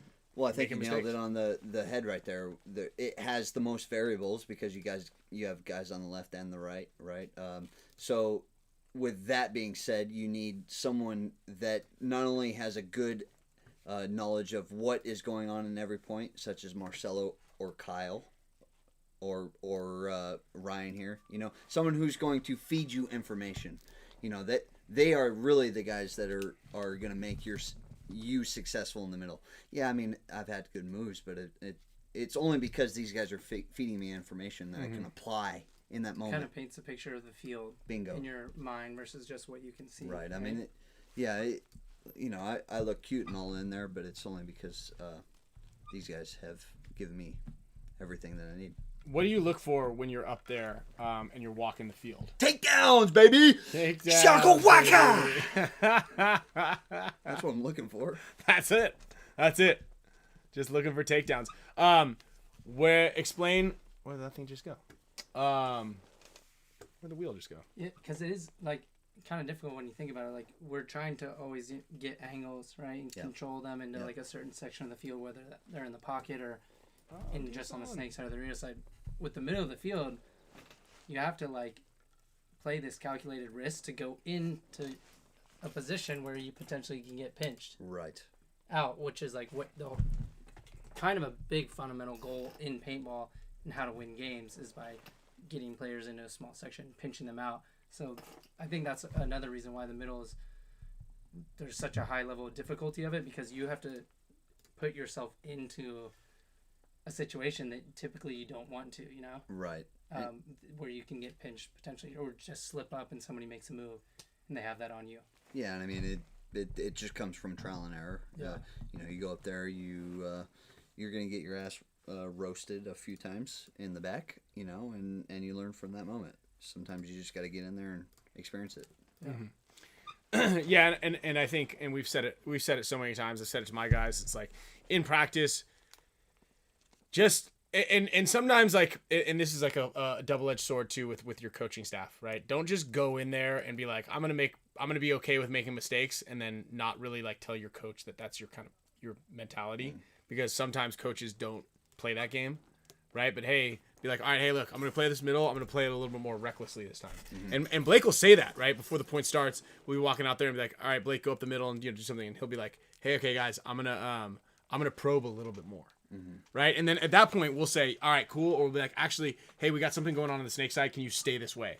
And that's an important thing. And this is kind of what I mentioned to our Narcos guys, as I mentioned to Omega a lot, is like a lot of times guys will walk out there with the information and they don't like to share it because you're kind of so zoned in on what your job is going to be or what your coach might have said. Like, Kyle, shoot from here, release, get into there, back up mouse, or whatever it might be. And you're like, okay, cool. And you might say something to mouse, you might not, right? But a lot of times they don't even, like, it doesn't go outside of their little bubble. But it's so important because someone might have an overall mentality, like they might have said, all right, go here and then fill into the snake really quickly. And they're like, all right, well, really quickly is kind of ambiguous. Same thing. So, like, if we hear that, and then also with you, all right, I'm going to make this quick move no matter what. It's like, all right, hey, let's wait to hear if we get the kill over there first. If we do, I think we lock it down. If not, off to the races, right? And it's important to share that, and most importantly, for those of you guys who are going out to practice this weekend, I always say, like, it's okay to make mistakes and blow it sometimes, as long as you do it decisively, as long as you had, like, a plan. It's not like you're losing gunfights. There's no plan there if you constantly keep gunfighting. And then if you're like hesitating on a move and you do this and you come back and you do this and it was wide open and then you're like, all right, now I'm going to go and you get shot. Like, that wasn't decisive. Right. But if you go in there and you come off the field and you say, and I go, hey, why did you do that? What happened? And you're like, oh, dude, I saw this move. I went in there. And blah blah blah. It's like, okay, cool. You have a plan. Like it was thought out. It wasn't like, well, I kind of thought maybe I would do something here, and then I saw this, so I went back there, and it was like this story. You don't want to have a story attached to it. You want to be like, I saw this, and I was playing it because I wanted to force their hand. It's like, hell yeah. All right, and then we can dial it back from there. As you develop too, obviously there's a whole group of other factors that don't probably always get addressed and need to be considered as like, what if they make the snake off the break? Or what if a guy makes the Dorito 3 off the break? Or what if you lose a front guy versus one of your support guys? Like, how does that change your role in being able to, like, hey, guys, these are important. Sure. Because if Ryan's playing the 2 on the snake side, you might not be able to go do what you want, and you have to turn into that. Right. So that, like, Band-Aid layer or being able to, like, audible and switch out of it is heavily important because sometimes... and we always say this a lot when we're teaching, like a middle guy, if he's not going up there and like playing with like a lot of I don't know, if he's going up there more secretive, you're in a way you're kind of like playing with 4 for a little bit. So if you're still in that mindset and you lose another player and the team says 5 and you're up in the middle trying to be sneaky, you're really relying on your 3 guys to overpower 5 guys. Yes. If you're not sitting there doing anything. Right, unless you're going to be sneaky and catch a bunch of bodies. Yes. But that's, you're totally relying on the other team to throw their bodies away. You know, and it's hard now with most of the teams. Most of the teams in this division, they're too intelligent. Yeah. And and you're kind of going somewhere with that, Kyle, in that they're most of the time when I go into a point, there is no perfect recipe. Sure. There is holes in my plan, but I will address those holes before I go into the point, such as, I can make this move if they don't go to the snake. So if they go to the snake, I need to know. So I go to the one guy who knows if I'm going to, if they are going to the snake, and I will ask Ryan, hey, if they make it to the snake, can you please let me know? Yeah. I've had a lot of those conversations lately when it's like someone gets into one of those long ladder snakes or into the center structure or into the 50 Dorito and someone's like, hey, 50 so-and-so, and they don't say it anymore, and then everyone gets shot. I'm like, when you say that and you look over and you see their body like exposed to where that person's gonna get shot, you don't think maybe they didn't hear you? Say it again. It's like, think of it like we're in actual war, and if you don't save that person right now, that's it. Yes. And a lot of times that actually does help. That's brilliant. I love that. Because big thing. I've said this so many times. Like, you can use it. Hit. That's one of the most common things. Be careful. No, she'll hit. Yeah, it'll be a problem. And that thing's pretty heavy. Like everyone, that's a constant thing. Like, we need to communicate more. We need to communicate. How many times? That's probably like the most redundant thing that you hear from coaches. Everything.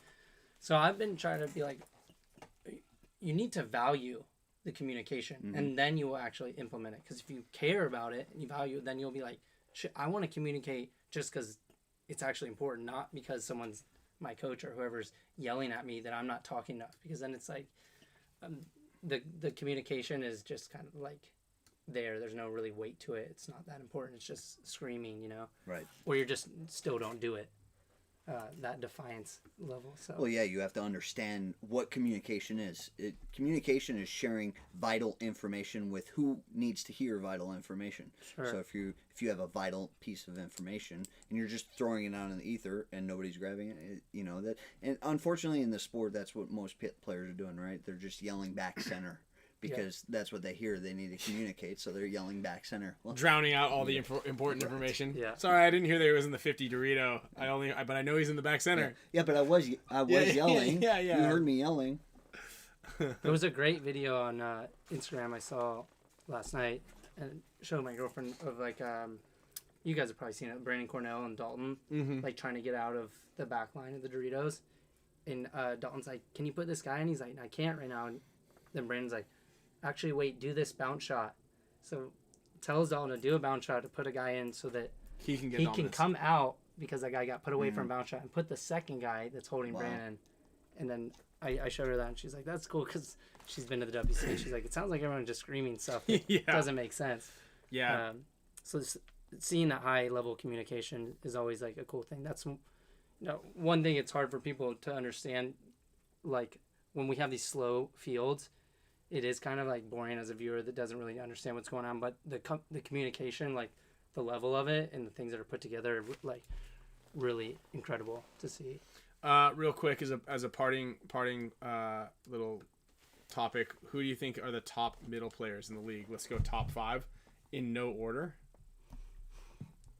I will give some shine to Verdarte. I know he's been out of the league for a while, but he was really good. It's nice to see him come back to the league. Rainey, A-Rod, Blake, Kirill.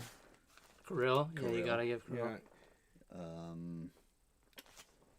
Nick Laval does pretty well up there sure. when he goes up there. I feel like he's kind of transitioned more of a two guy. Yeah, and he's not as much of a bully. Like he goes in there, he's so good at staying alive, and he's so hard to kill out of there. And then his height. I think one of the things like being tall is a big factor. You know, like not being able to see over the top of things really sucks. Mm-hmm. You know. Yeah, it's definitely an advantage. Yeah, huge advantage. It's funny. He doesn't do it very often, but Meter is really good in the middle. Mm-hmm. Oh, really? When does he play up the middle? He doesn't do it all that often, but every once in a while he'll does, slip in the middle. He slips in there. Yeah, he's good. Yeah, Colt was doing it a little bit against us in practice. Yeah. On that team. So like in the top 4, who's Heat's middle guy? Is it just Yeah. Yeah. Yeah, I guess. And he's more of a bully up there. Like that's the definition of a bully up in the middle. Mm-hmm. Is And I think that's important, right? You need to have that X factor. You need to, which, no pun intended, but you need to have that like ability. Like A-Rod is arguably like one of the biggest bullies in the league. Mm-hmm. Yeah. Right? He makes it happen. Yeah. No matter what needs to happen, if it's either out of the back center or out of the middle or wherever it needs to go, he bullies his way into and down the field. I guess Tom Guess has been up there too. Tom Guess is great up in the middle. Yeah. And WEIGEL from the Hurricanes. Derek WEIGEL, he's in here right now. He's a monster in there. I believe it. We made a joke, but I don't know. His name's not Derek, I think. There's another Derek WEIGEL, and he is a monster. He's a. I don't know if he. This plays is so on, funny. I don't know if he plays on the Hurricanes. Hold on. Alex FRAIGE. There's Billy Casey says Alex FRAIGE up the middle. Yeah. He'll bunker you. Oh, he's coming. He's coming.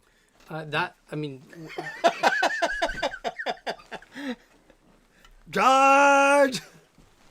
Yeah, I mean how Russians have been playing too. Kirill's been a bully up there as well. Yeah. But that's what makes a really elite center player, is knowing when to turn that on and also when to, because if you always are in that mode, you get picked on, you'll get shot out, or you will let your team down if you don't know how to switch from like just strictly attack to like supporting. Again, going back to the conversation, lose Ryan off the break, and he's supposed to make sure people don't get in the snake. If you're just going off waiting for someone to come down the Dorito side, you're getting shot in the back. Yep. So. Yeah, Tom's Guess is really good at that, of reading the situation and making corrections. What do we got there? So this is actually we just launched a couple things on the Dynasty site right now. This was actually a Dynasty Champions Club gift. I think it was one of the best gifts I think we've given out in a long time. Magic the Gathering. It's a Magic the Gathering set. It's there are only 30 released to the public, so we basically made 30 extras. So everybody on the team gets one, all the Champs Club guys get one, and then there were just some extras to meet the minimums. And you get a cool case, you get a little Dynasty pin, you get a little a little wristband, and then all the cards are numbered. So this set is. Which one's your favorite monster? This set is 49 out of 175. I mean, this one might be my favorite just because it's so ridiculous. Like, Yeah, Skinny Kevin. Could maybe And then Photoshop a sponsor. the Oliver Lang actual card does not sponsor come here. with it, but we're gonna have these things available soon. If you guys buy a card pack, you do get that is a access to the sponsor. He's Oliver sponsored Lang by ones. them. We'll have the Lang cards, and they're all metal, all metallic.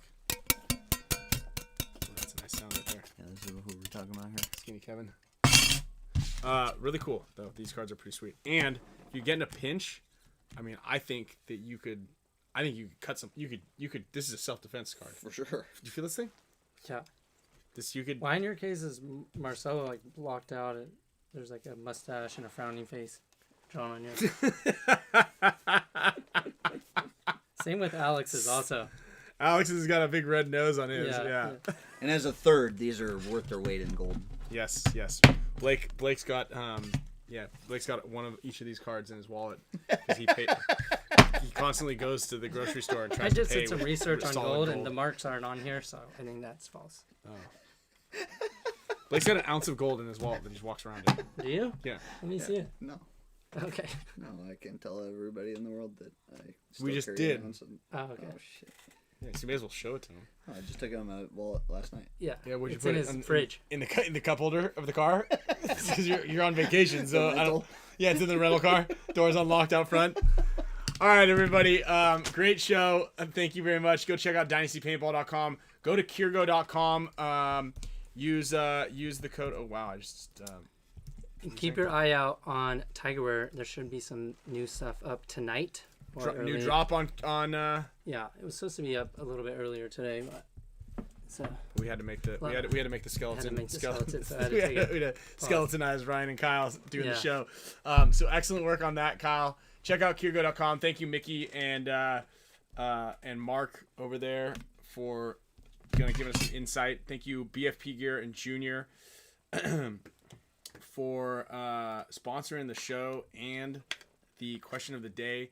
Make sure you guys get your pods. Click the link down below in the description so you guys can get your pod bags from Gen X. We always talked about it, but it's more important than ever. You guys are going to World Cup. Most likely it's going to be raining and wet at some point in time during your weekend or your week-long trip, and it's get some fresh pods. You're not going to be disappointed with them. Make sure your gear is dialed.